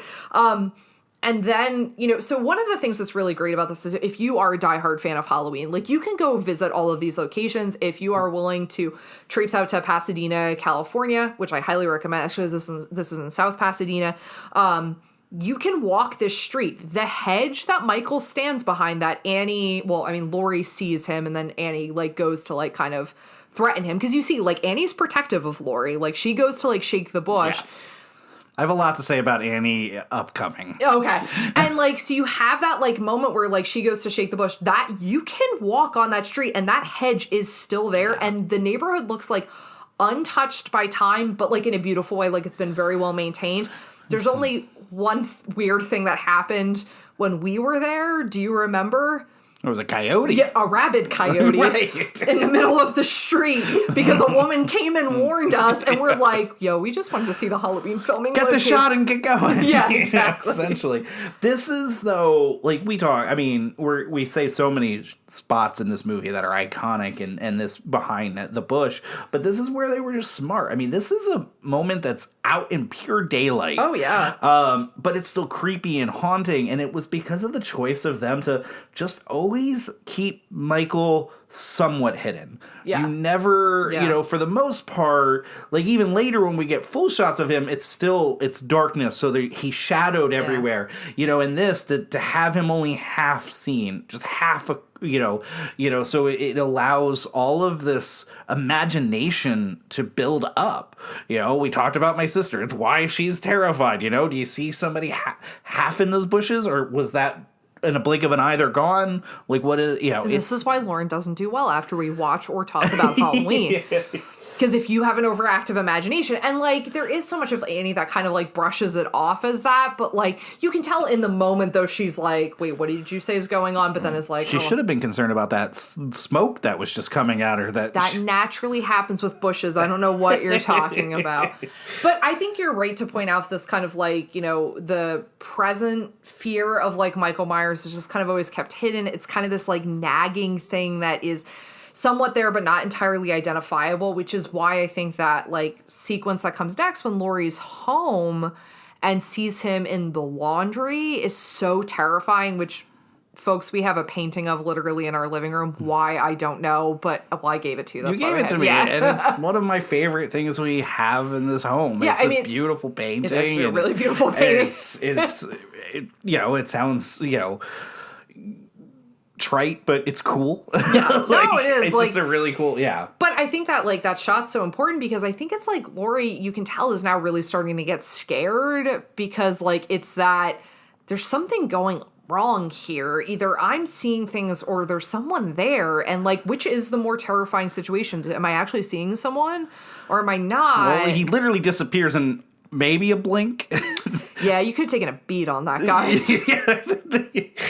But, but I think that lends to the creepiness. And we talked about, this movie is not perfect. Yes, it is. There are, this is why I argue, like, yes, is Halloween my favorite Carpenter film? 100%. It's a top 5 film of all time. But if you go and say, what's Carpenter's best film? It's The Thing. Halloween.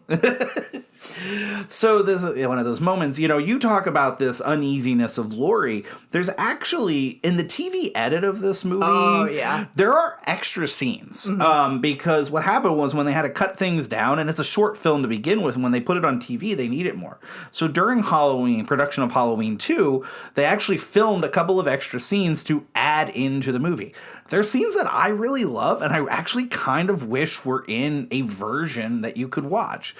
There's a great scene early when Michael's young, of essentially Loomis talking to like a trial type about where they're going to put Michael and everything. It's a really interesting scene where you start to understand Loomis's kind of doubt in Michael.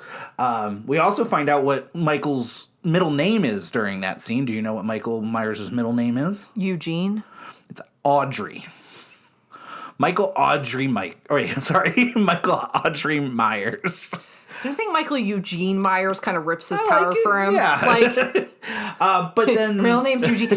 No shade to Eugene. I just think it does take some of the terror out. But there's a really, and maybe it's because we get more PJ Souls here, but there's a really interesting scene of Laurie at home talking to Linda and talking about the uneasiness that she feels, that she is just all day has not felt right, and that she's feeling this fear and she doesn't know what to do with it and why is it there. It's an interesting scene because Jamie Lee Curtis at the time had different hair, so she's got this towel wrapped around her head, to kind of block that. But I think it works really well and speaks to what you're talking about. Maybe it's a little more say it than see it, but I like it. Well, and I think the show don't tell philosophy of writing is what makes a lot of this film work so well. And I feel like, so here's the thing. I love the sequence when they're like because I've seen the TV edit. Now, I will tell you the first version I saw of it was the theatrical release, not the TV edit.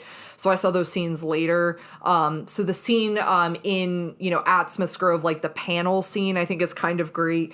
I like getting the additional time with PJ Souls. I just feel like I like the idea of that Laurie's not really addressing it with anyone and seems to kind of just continually reset herself. Because I think, again, you're supposed to think Laurie's had kind of a charmed existence and has no real reason to think that someone's threatening her. So I think there's something interesting about that scene being added in. I like keeping it with the TV edit and being a purist, but I definitely get what you're saying because I do think that justifies or allows us to think Laurie kind of was freaked out all day and then had to go babysit in a house by herself at night and had to act like that wasn't happening for her. I mean, it is a purely add-on, so obviously it's not the intent. It was just, again, so I get why we don't need to add it in. But if you ever want to check it out, I mean, it's really easy to assess on YouTube and see these. I do want to point out, too, of Laurie at the house, is this is the moment where I have estimated that the murders happen around 8:30 at night. Okay. Just so you know, I just want to make sure that I put the time of I feel like that's going to be important later on, and I don't know why. Well, because Annie tells Laurie she's going to pick her up at 6:30. Yeah. Okay?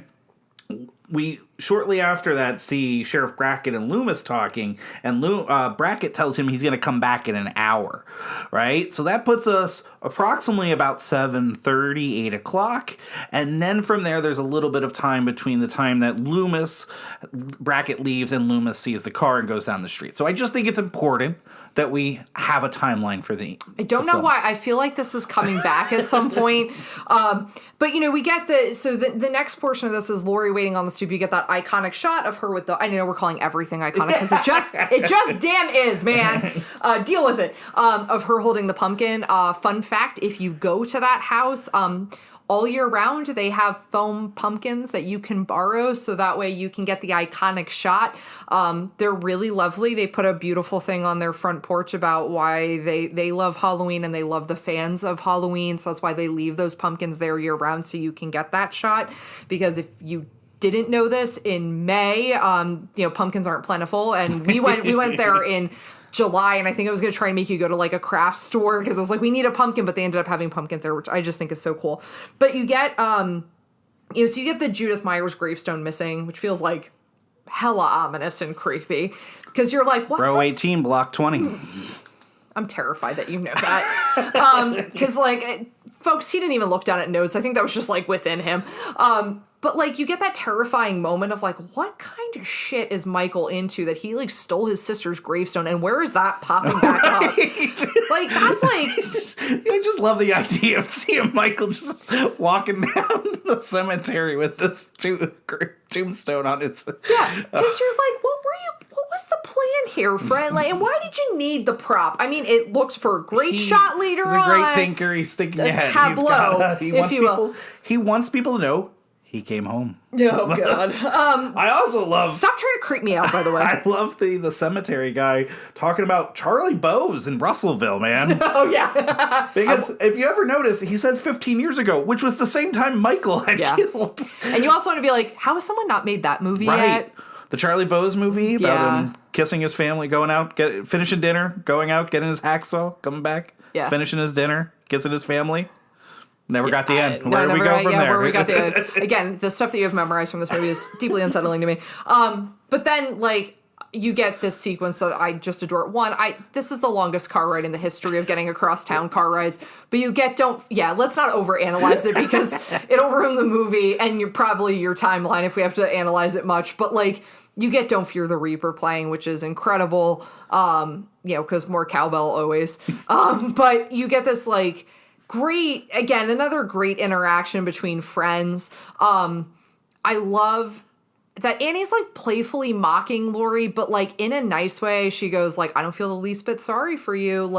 This idea of that you can tell that Annie and Linda are constantly trying to encourage Laurie to put herself out there, but that Laurie doesn't seem to have the confidence to do so.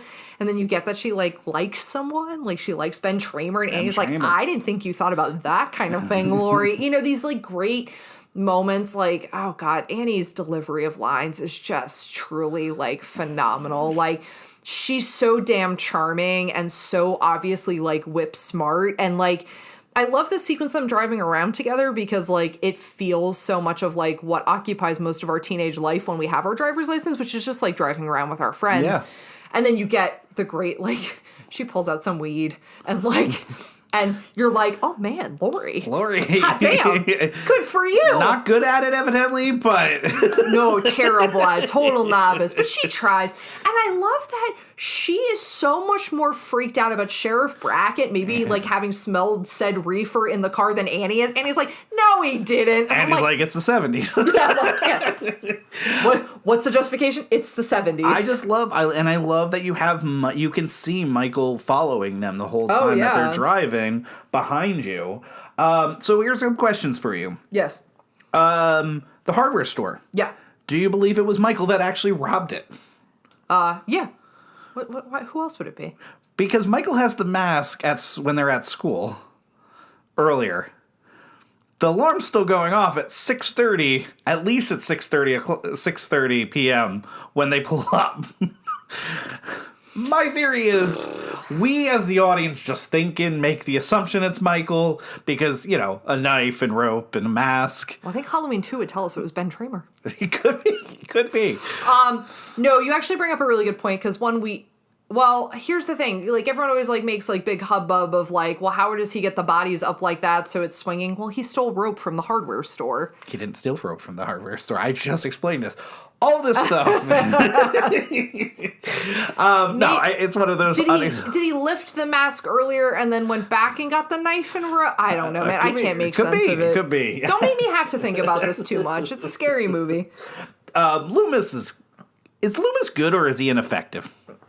He's incredibly blinded by his fear, I think is what it really comes down to. I think this is a person that objectivity has been removed from their ability to function at their job. And I think the problem is that Loomis knows he needs to single-handedly hunt this person down, but has no skill set to do so because he's a psychiatrist. He's not a detective. He's not a police officer. He's not trained in some special ops. He has no skill set to do what he needs to do, but he's also the only person that completely understands what needs to be stopped, until the end of the movie, of course. So I think it's not that he's ineffective. The only thing that I will always mark, and this comes from the conversation with Loomis and Brackett at the house, is this. The fact that he says to them, they'll be looking for him then in every window, and he tells them not to alert people, and that's the only thing where I'm like, you needed to tell people, because they should have been looking for him in every window. Because if Sheriff Brackett had gone and told Lori and Annie, hey, just so you know, potential serial killer out in the town, they may have conducted things a little differently. I was going to ask you that question. Should Loomis have let Brackett notify the TV and radio? 100%. That, to me, is the biggest mistake. But I'm also going to say, it was the 70s. I think our modern mentality in terms of information sharing is very different than then. The idea of we're going to incite a panic. But, the thing is ultimately the panic could have protected people. Well, I think that's how poor Ben Tramer gets it in part 2. Yeah, but it's true. That is true. And I think a couple people, but they addressed that actually in part 4 as well. So, there's a couple moments, it's an interesting thing. I do think that Loomis is over his head. For the good portion of my early years, I didn't realize, I always thought Loomis was a cop. I just assumed that he was Can I tell you, because he's dressed like a detective. Yeah. I just, for years, it wasn't until I got into my teenage years that I finally went, oh, wait, no, he's not. Almost like he's the detective on the case who has to keep going before that's the how as a kid, that's always how I looked at Loomis. That actually makes a lot of sense because, I think the language and then, kind of the trust that, Sheriff Brackett, instills in, or it has instilled in him by, Loomis in that way. I also think it's, important so much that, Loomis thinks he needs to be, at the Myers house. As though he's he's gonna, definitely come back to the place where, he murdered his sister. And it's no, no offense, but no, dumbass, he's gonna go murder people. He ain't gonna be here. He's gonna be all the way over there. It's the only thing I'm Loomis, your theory, you think he's sitting there going I'm coming back to home base, this is hide and seek? It feels misguided. Well, I love the stuff at the house, though, is really interesting. I mean, one, this is where we get to find out that Haddonfield has the scariest skunks alive. Yeah. Because, for whatever reason, Sheriff Brackett sees a half-eaten dog and it's just oh, it's probably some skunk. Yeah, and you're what's wrong with your skunks, dude? Right, they rabid? How big are these skunks? So that's the other story one day I'm going to write. I just want to write about the skunks of Haddonfield. Actually, title. Just call it The Skunks of Haddonfield. I see no other way. I like this. This is not just for this film, because it really gives you, again, how scared Loomis is. Oh, yeah.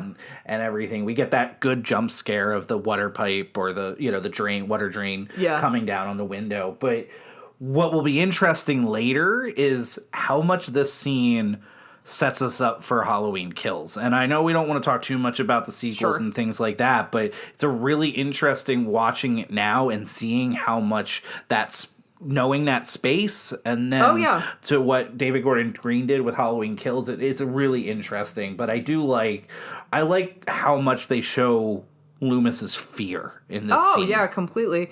Which, and I think this then brings us, because, like, you get, again, that intensification of it then to, like, soften and bring it back to, like, Annie at the Wallace house with little Lindsay Wallace, played by Kyle Richards, Real Housewives of Beverly Hills alum. Shout out to all my Bravo fans who are listening. I love Annie's approach to babysitting because it feels really realistic, whereas I think Laurie, like, revels in, like, reading to Tommy and, like, let's make popcorn and a jack-o'-lantern, and it's, like, very cutesy. Annie's, like, barely can be bothered. She even says earlier, like, I'm gonna, like, have her watch, like, 6 hours of, like, Dr. Dementia. She won't be able to, like, sleep for weeks. Like, it's that idea that, like, I don't know, Annie's approach to it I find, like, really funny, that she, like, kind of seems like she can't be bothered with babysitting. This is a character that I just have grown to love more and more with every watch. Nancy Loomis, or I guess she's now Nancy Keys, I believe her name, in real life, who plays Annie, I think she just plays this character so good. She's spunky and fearless and tough. She doesn't really deserve the fate that she gets to. Oh, sure. But I just really like it. And I think this goes back to the stuff you talked about with Debra Hill, like, and the writing of it. Like, these are very much women of agency. Like, all three of these characters, like, they're not necessarily damsels in distress at all. No. Well, because I think, like, the line from Scream, right? Some big-breasted girl who should be running out the front door instead of running up the stairs. It's insulting. Like, these aren't these three.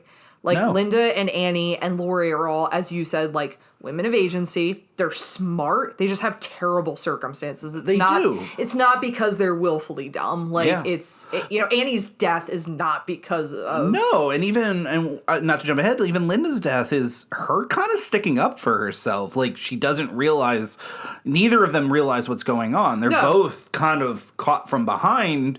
Yeah, when you really think about, like, the sequence here with Annie, like, at the Wallace house, like, kind of anticipation of, like, wanting to see Paul, like, it really seemed...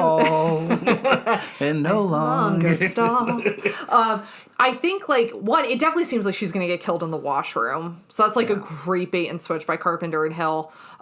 Because, it's this... The night's kind of not going as she wants it to. She's kind of annoyed. You have that great flirtatious conversation between her and Paul on the phone, which I love because, like, her line delivery is incredible. I think that she knows that, like, Lindsay ultimately would want to watch TV with Tommy, and Laurie's, like, a great friend. Like, she's willing to kind of take on both kids. And I think, like, what I love about Annie in this moment, which also, like, makes the next part of it so harsh, is, like how playful she is, and again, it's that kind of, like, snarky, but I don't even mean it as harsh as that. She's just witty and kind of, like, pithy with how she delivers her lines, and I think it's why it makes it seem like almost like she could be, I mean, I think in this way, like, her or Linda or Laurie all could have equally been the final girl. Like, I don't think that Laurie is the final girl just because she was written that way, but it could have very easily been written as Annie. I probably less so Linda, but I agree with you. I think Annie 100%.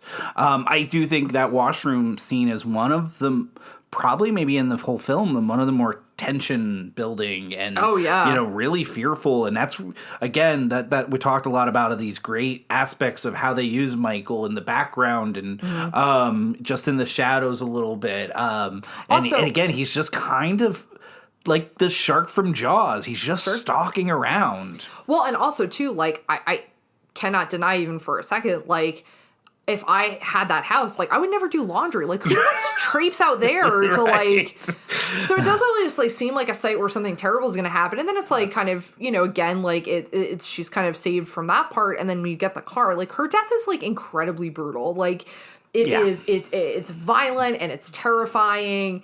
And it's seen, you know, she's definitely like trying to fight. It's like a really hard thing, and it changes the tone completely of the film, because even then when like Linda and Bob, as silly as they may be when they show up to the house, there's nowhere you can read the scene other than you're both about to die. Yeah. Like, because now that Annie's been killed, like all bets are off in that way. Oh, yeah, and I agree with you. That scene's so uneasy. It's tough to watch. I know you turn away almost every time. Oh, yeah, I do. I don't watch it because I don't see the need to. But I think also I have a hard time with like abject violence, and that's really weird as being a horror fan because there's so much of the genre that is like, but I have sometimes a hard, and I don't like watching that part, and like, and I think that's like, you know, and then you get kind of like another lighthearted moment because you get back to Loomis, like back at the Myers house. I know how much you love that sequence. Oh, yeah, Lonnie. Get your ass out of it's here. because it's the only moment of happy or smile. I mean, it's sinister and kind of, it shows how, again, broken Loomis is, that this is what he kind of gets enjoyment out of. Yeah. But it's that one moment that we get Loomis smiling throughout this film. Yeah. And it's even at that, he turns right away. It's like the reality of, like, I'm amused, reality of what's, you know, where I am, and then he gets the jump scare from Brackett coming up behind him. Yeah. And then you get that great line from Loomis about, like, how Michael's been, like, looking for this night, and I think it helps to, like, explain some of that, like, focus of, like, why he's following them around, and it brings everything right back down, because now at this point you've, like, had Annie's death, you have this, like, brief moment of levity, but we're, like, right back in it. Like, yeah, and I think our audience, as I get older too, the Brackett telling Loomis, "Damn you for letting him out,"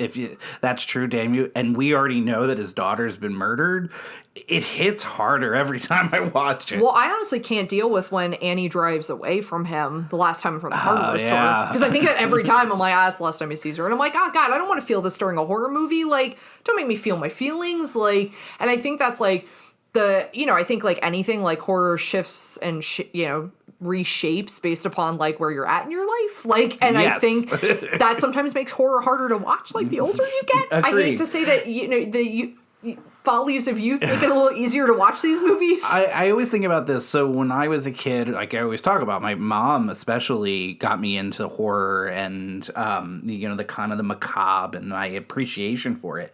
And she was a huge Stephen King fan and all this stuff. And as I got older, I would try to share, and now I had such a passion for this stuff, but she stayed away from it, and I never quite understood it. Now at 42. 42, Joe. 42. I appreciate a little bit of where she was coming from, like, because horror reframes itself a little bit as you get older. It certainly does. All right, back to happy things about the podcast. So we're just talking about a fiction movie. Intro to Bob Sims. Oh, Jesus. Everybody's favorite van driving, Budweiser drinking, plaid decked out, glasses. Go ahead, ask your question, because I feel like this is getting pitched my way. What? Which question? Like, why does he say, first I'll rip your clothes off? Okay, yeah. The question, yes. From the line of, first I rip your clothes off, then you rip my clothes off, and then we rip Lindsay's clothes off. Yeah, I got it. Lindsay being the girl they're babysitting. But why? The 70s. No, that's not a great answer. Drunk and driving? Wait, no, that's not great either. I have a theory about this line that no one's gonna like. What is it? I think it's a screw up. You think he messes up the line? I do, and this movie. Again, I love it. It's littered with errors throughout it is. We talked about the smoke, and you can see the wrench on Michael's arm breaking the window, and there's all these moments, blurry POVs at time and stuff like that. None of which bothers me at all. But I think, to me, my opinion is this is such a quick shoot. They're moving.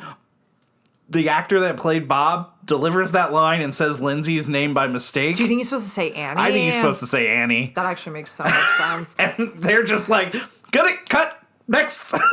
And they just moved on. Do you think Debra Hill's in the background like, is everyone aware of what he just said? We're moving on. Okay. Or we just want to go, Bob is a big creep. Yeah, which I Even mean, joking about it, creep. Total creep. I mean, he gets his comeuppance if he is a creep, like, very soon after this. Linda just is like, totally. Yeah. I'm just like, no. And then they go into the house, which is completely abandoned. And this, like, shows again, like, kind of like the fact that Linda's been really untouched by some of the more ominous parts of the day because, like, she has no reason to feel suspicious going into a house that is not hers, where her friend isn't, where all the lights are off. And this doesn't, no red flags here. You can't wait in the car until Annie gets home. Like, it's such a strange move to me. Maybe I'm too polite. My favorite, like, just bold move that they do, they go upstairs to have their, relations. Tryst. They choose to make sure that they light the jack-o'-lantern next to the bed. It's Halloween. You're not going to light a jack-o'-lantern before you knock Everybody's boots? entitled to one good shagging.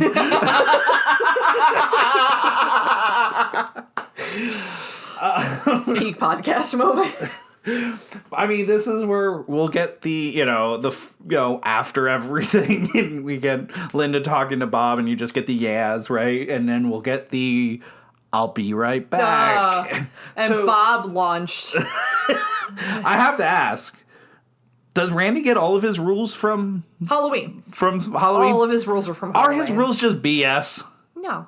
You leave Randy Meeks out of this. I think they're BS. Well, okay, so I will say this, like, part of, like, Randy Meeks' rules actually don't come from horror films. Again, to reference back to Carol J. Clover's book, Men, Women, and Chainsaws. Actually, a lot of that comes from that book. Oh, okay. Because the idea that there is set up within the nature of horror that young women are to fear promiscuity and drugs because they are staples that will only lead to your demise, that's something that's coded within regressive depictions of femininity within horror films. So that idea is actually something that Randy Meeks is less stealing from the movies he watched and more from the analysis written about those films. Yeah. So they talk a lot about, this film gets put into that, if you have sex, you're going to get killed, right? Which, again, Carol J. Clover. Right. Yeah. So a lot gets put onto that because Laurie is, the virgin final girl survivor. That we know of. But Debra Hill talks about that. She's like, that was not a conscious decision. Like, she said the people who mentioned that in reviews applied their own morality to it. I thought they were being ridiculously introspective about a film that was meant to have no social statements. Yep.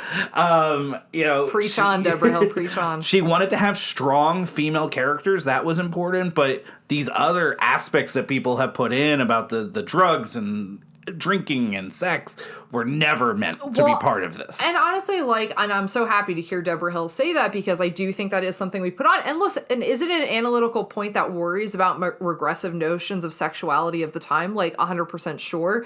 But to say that Carpenter or Debra Hill are trying to make a stake to that feels unfair. I think more the thing to question here is again, I think that's really well stated they're putting their own morality onto it. It's not really the morality of the film, nor is it probably the morality of most of the viewers who are actually consuming it. Yeah, because they talk about that essentially Annie and Linda they kind of have their own things going. Laurie was just kind of alone. That's the only reason. There wasn't, but that the point for Laurie was just to always have this inner strength that you weren't to see on the outside until the moment came. Or just right circumstances. Let's not put survivorship as some superhuman thing. It may just be that Laurie kind of fell into the right moments of this, whereas the other characters were taken completely off guard. I do have a question for you though. What were kitchen knives made out of in the 70s that it's able to hold an almost fully grown man to a cabinet?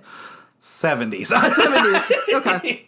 Yeah, I mean, Bob's death is again, all the death scenes, quote unquote, or not quote unquote, I mean, they are, but they're so well done and terrifying, where is Michael? What part of the haunted house is he going to pop out of, and then you get the Michael Myers head tilt and him sitting there almost admiring, is he inquisitive or is he admiring this murder? See, this is why I don't like talking about this movie with you. Don't make me have to think about this too much. Don't say the head tilt. You know the head tilt freaks me out. All right, that's fair.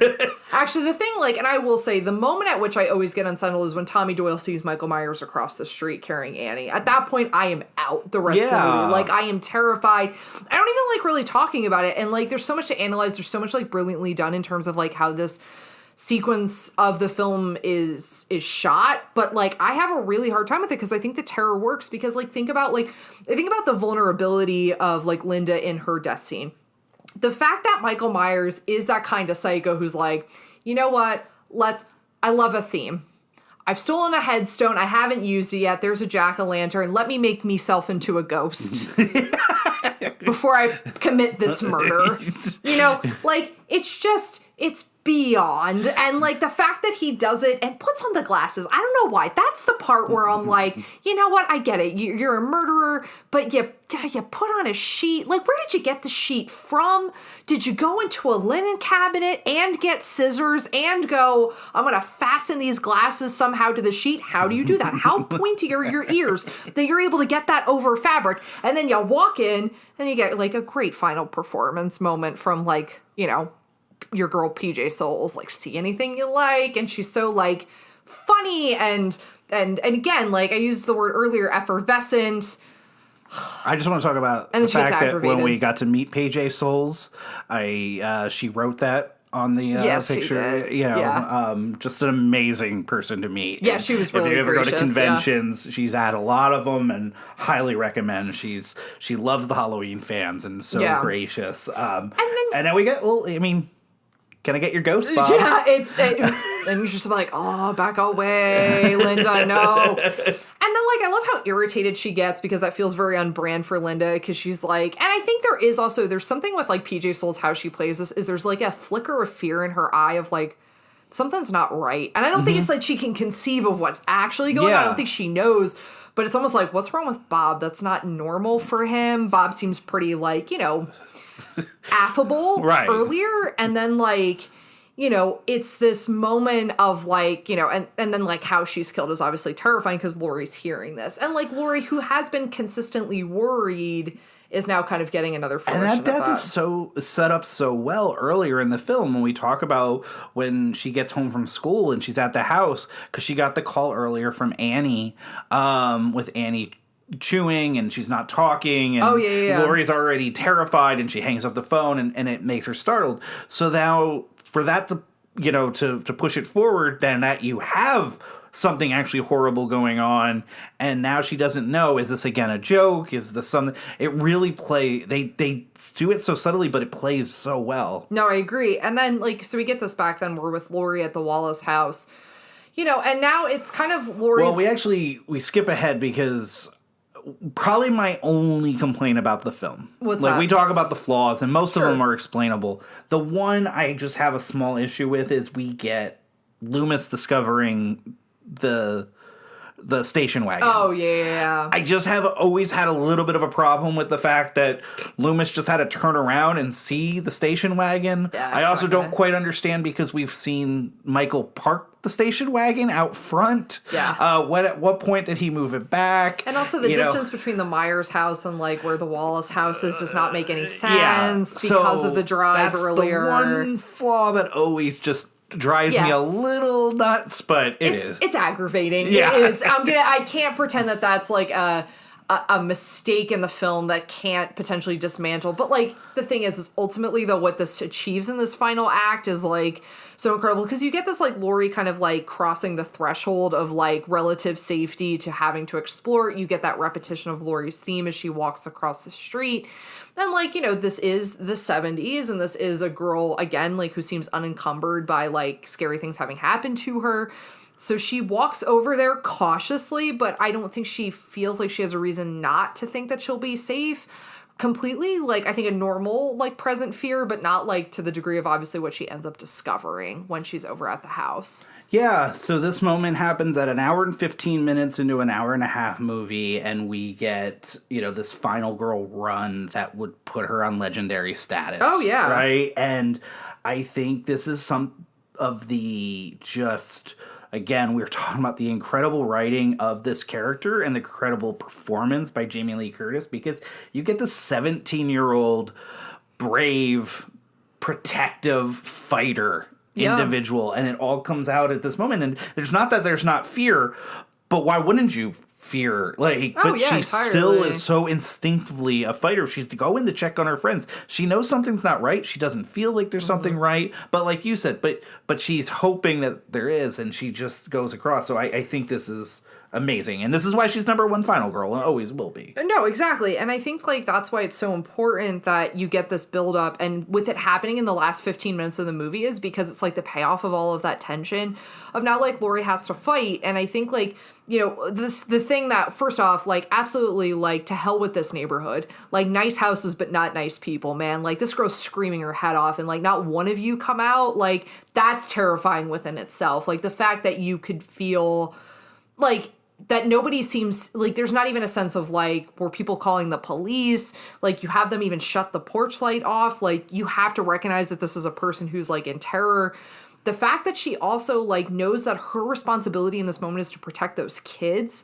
This is not just about her survival. Like she knows she is taking on this mother role of like, she's got to protect her kids. Like first and foremost. I mean, at that house, could you imagine? I mean, I don't want to imagine, but the walking into that room and seeing her best friend that tombstone and that just... It's a messed up moment, man. That's why I'm kind of skimming over it. And Michael does You're trying to get me to sit in it, and I'm like, let's get... Well, because we get... GTFO. The stab at the arm and the falling down the stairs, and then Michael stalking down the stairs, and I agree with you that whole run, and I agree...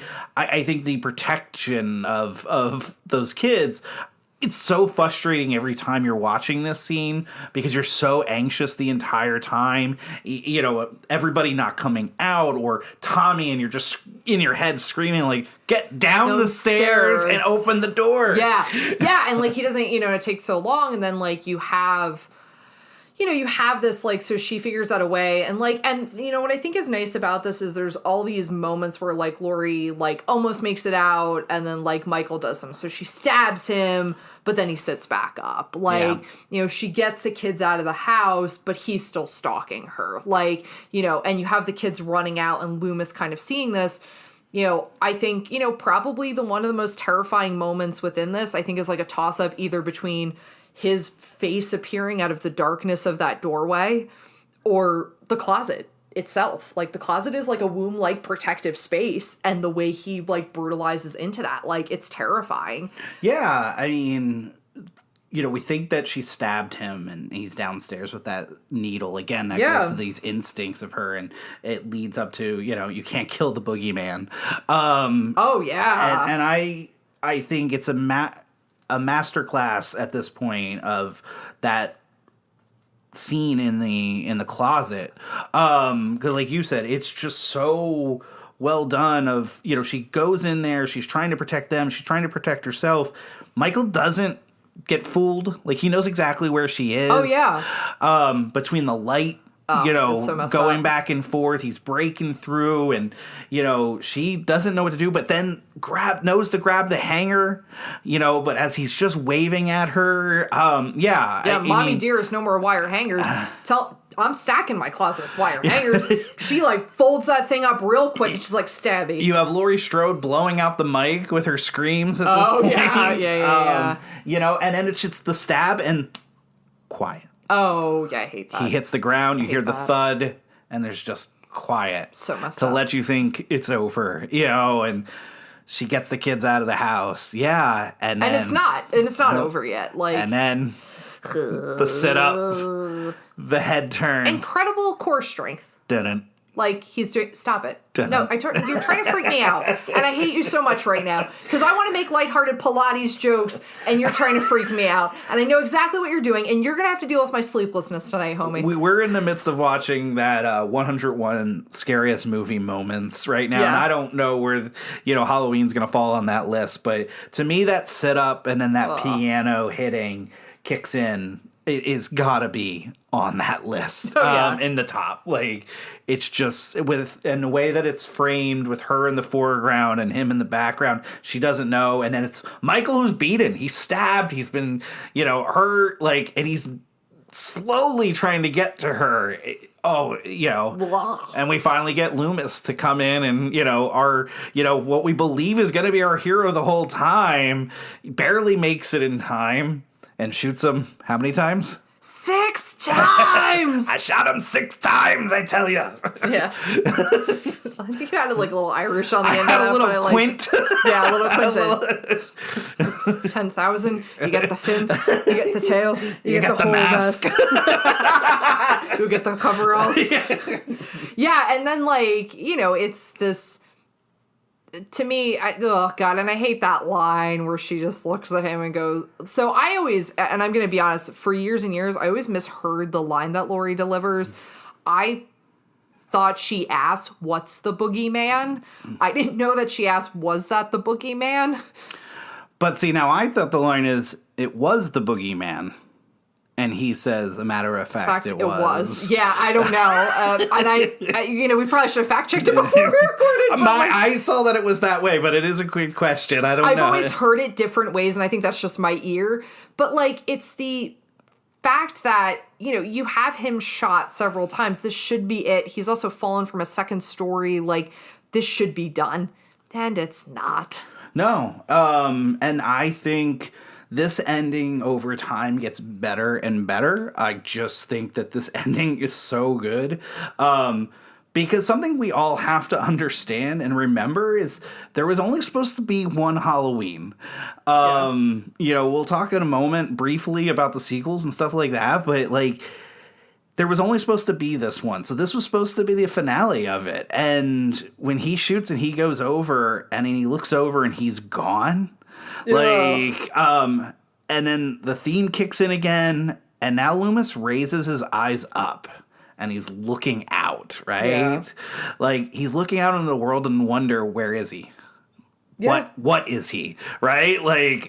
It's the boogeyman. The boogeyman's out there, and then that's when you get those almost still shots all around the neighborhood in these moments. Nothing in the frame, and it's supposed to make us feel like the boogeyman can be anywhere. Yeah, and this could be any town. Not any town. You're not safe anywhere. He's out there. That evil is out there to be scared. It's just terrifying, and I think that is just an ending. Again, the more and more I see it, the better it gets. And seeing and that's the thing is, and I'll say for myself, I think I already have, offered that about 20 minutes left of the movie, I tend to be kind of out in terror. And even as we're talking, if you can't tell this audience, I've been rushing the end of this conversation, not because I don't want to talk about, because the movie scares me.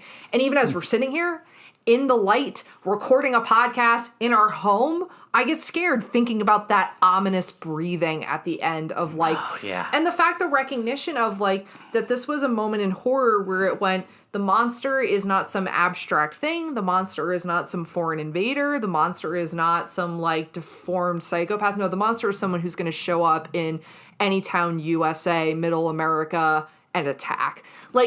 And that is really hard to cope with, because as an audience member, where do you go with that when you tell me the fear can be anywhere? Mm-hmm.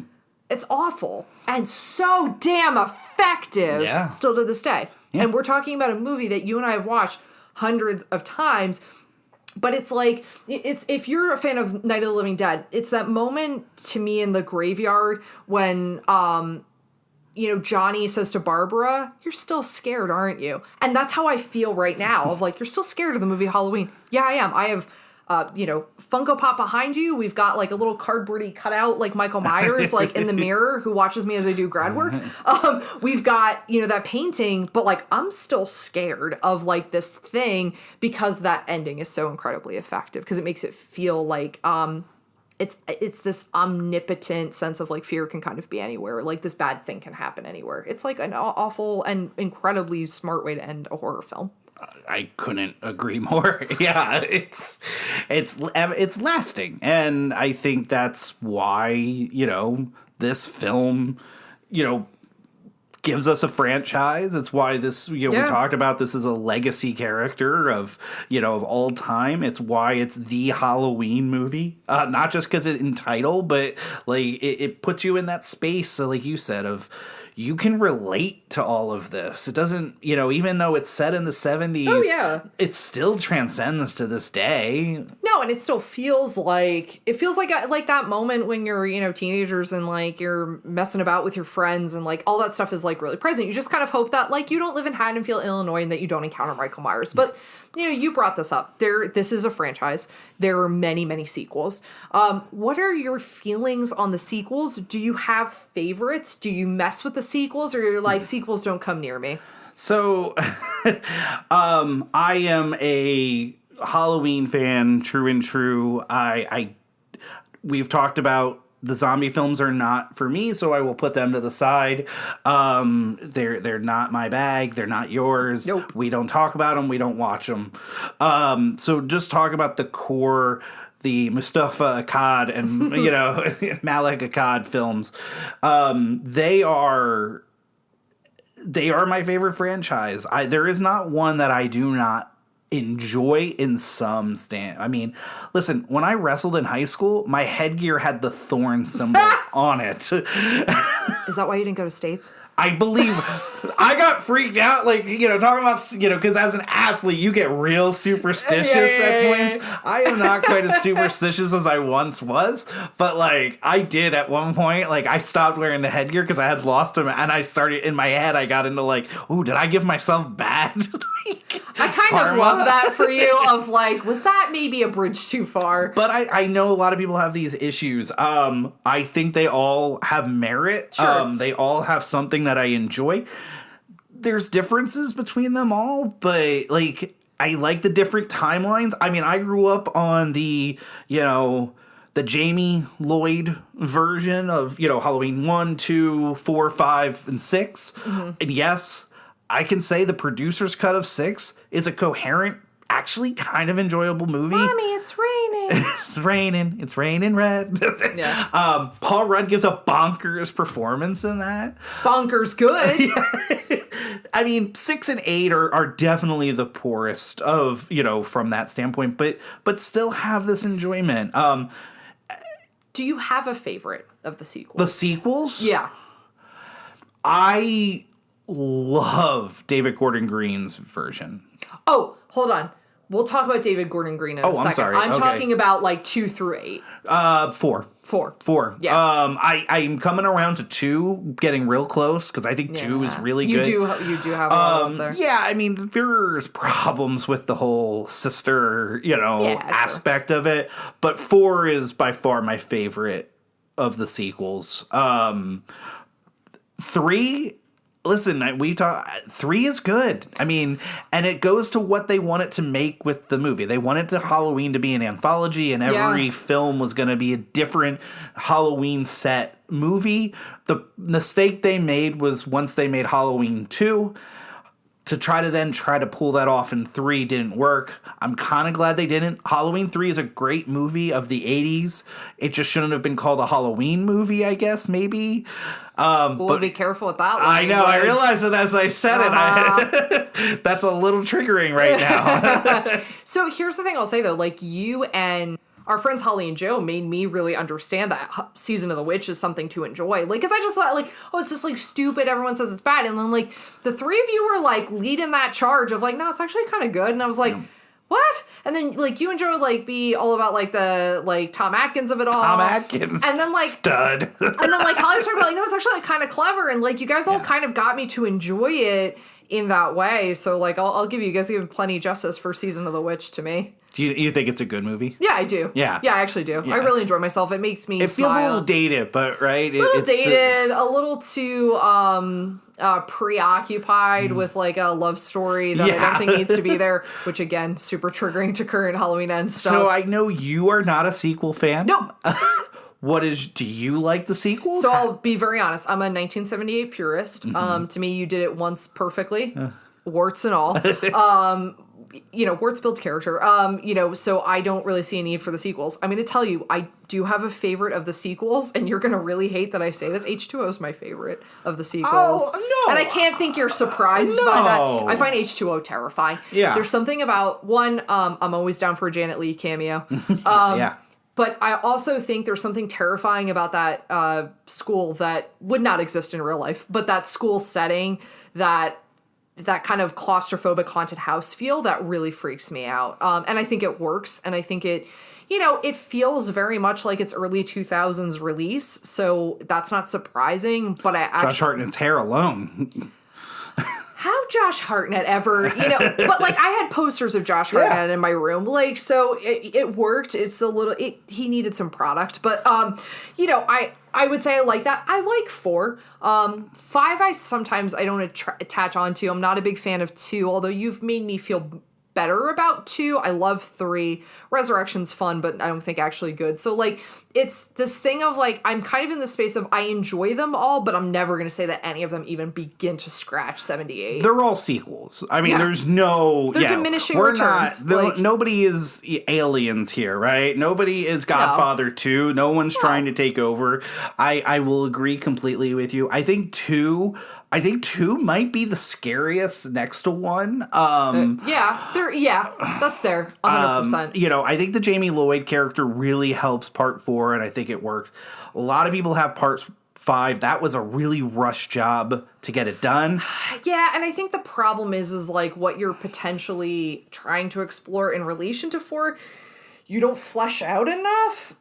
These are the conversations we're having about the David Gordon Green timeline, but I'll ask you about that.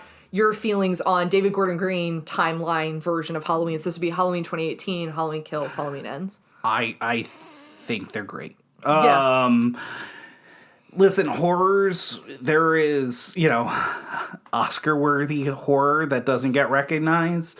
There is great horror that is made for the horror fans. There's all sorts of levels of horror.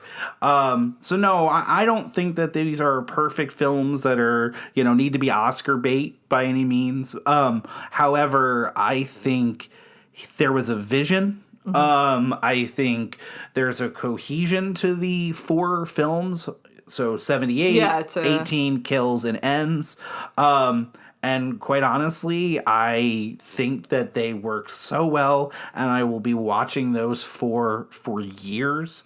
I just absolutely think they nailed it. And I know we don't want to talk too much about ends. No spoilers. But I will say that I love it. I think it's great, and I think every decision they made really works for the most part. I just absolutely love David Gordon Green's version of Halloween's continuation. No, and I appreciate that. I think I feel a little differently. Not entirely dissimilar. Yeah. I don't think they're perfect. And I wish there was a softer hand in some of the writing.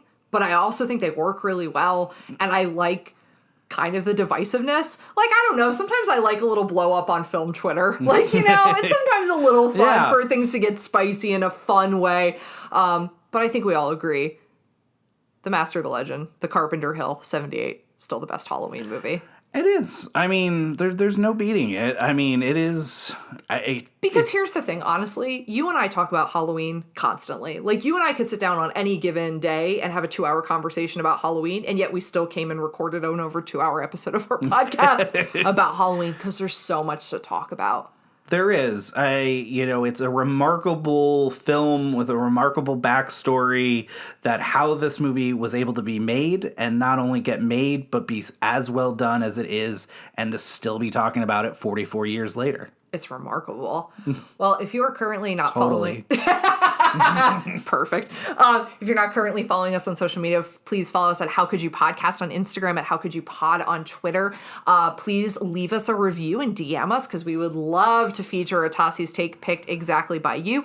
If you are someone who likes YouTube, you can check out in the liner notes. This episode will be uploaded on YouTube as well if that's your preferred listening platform. Please stay tuned for all of our announcements about Nostalgia Cinema, our upcoming episodes.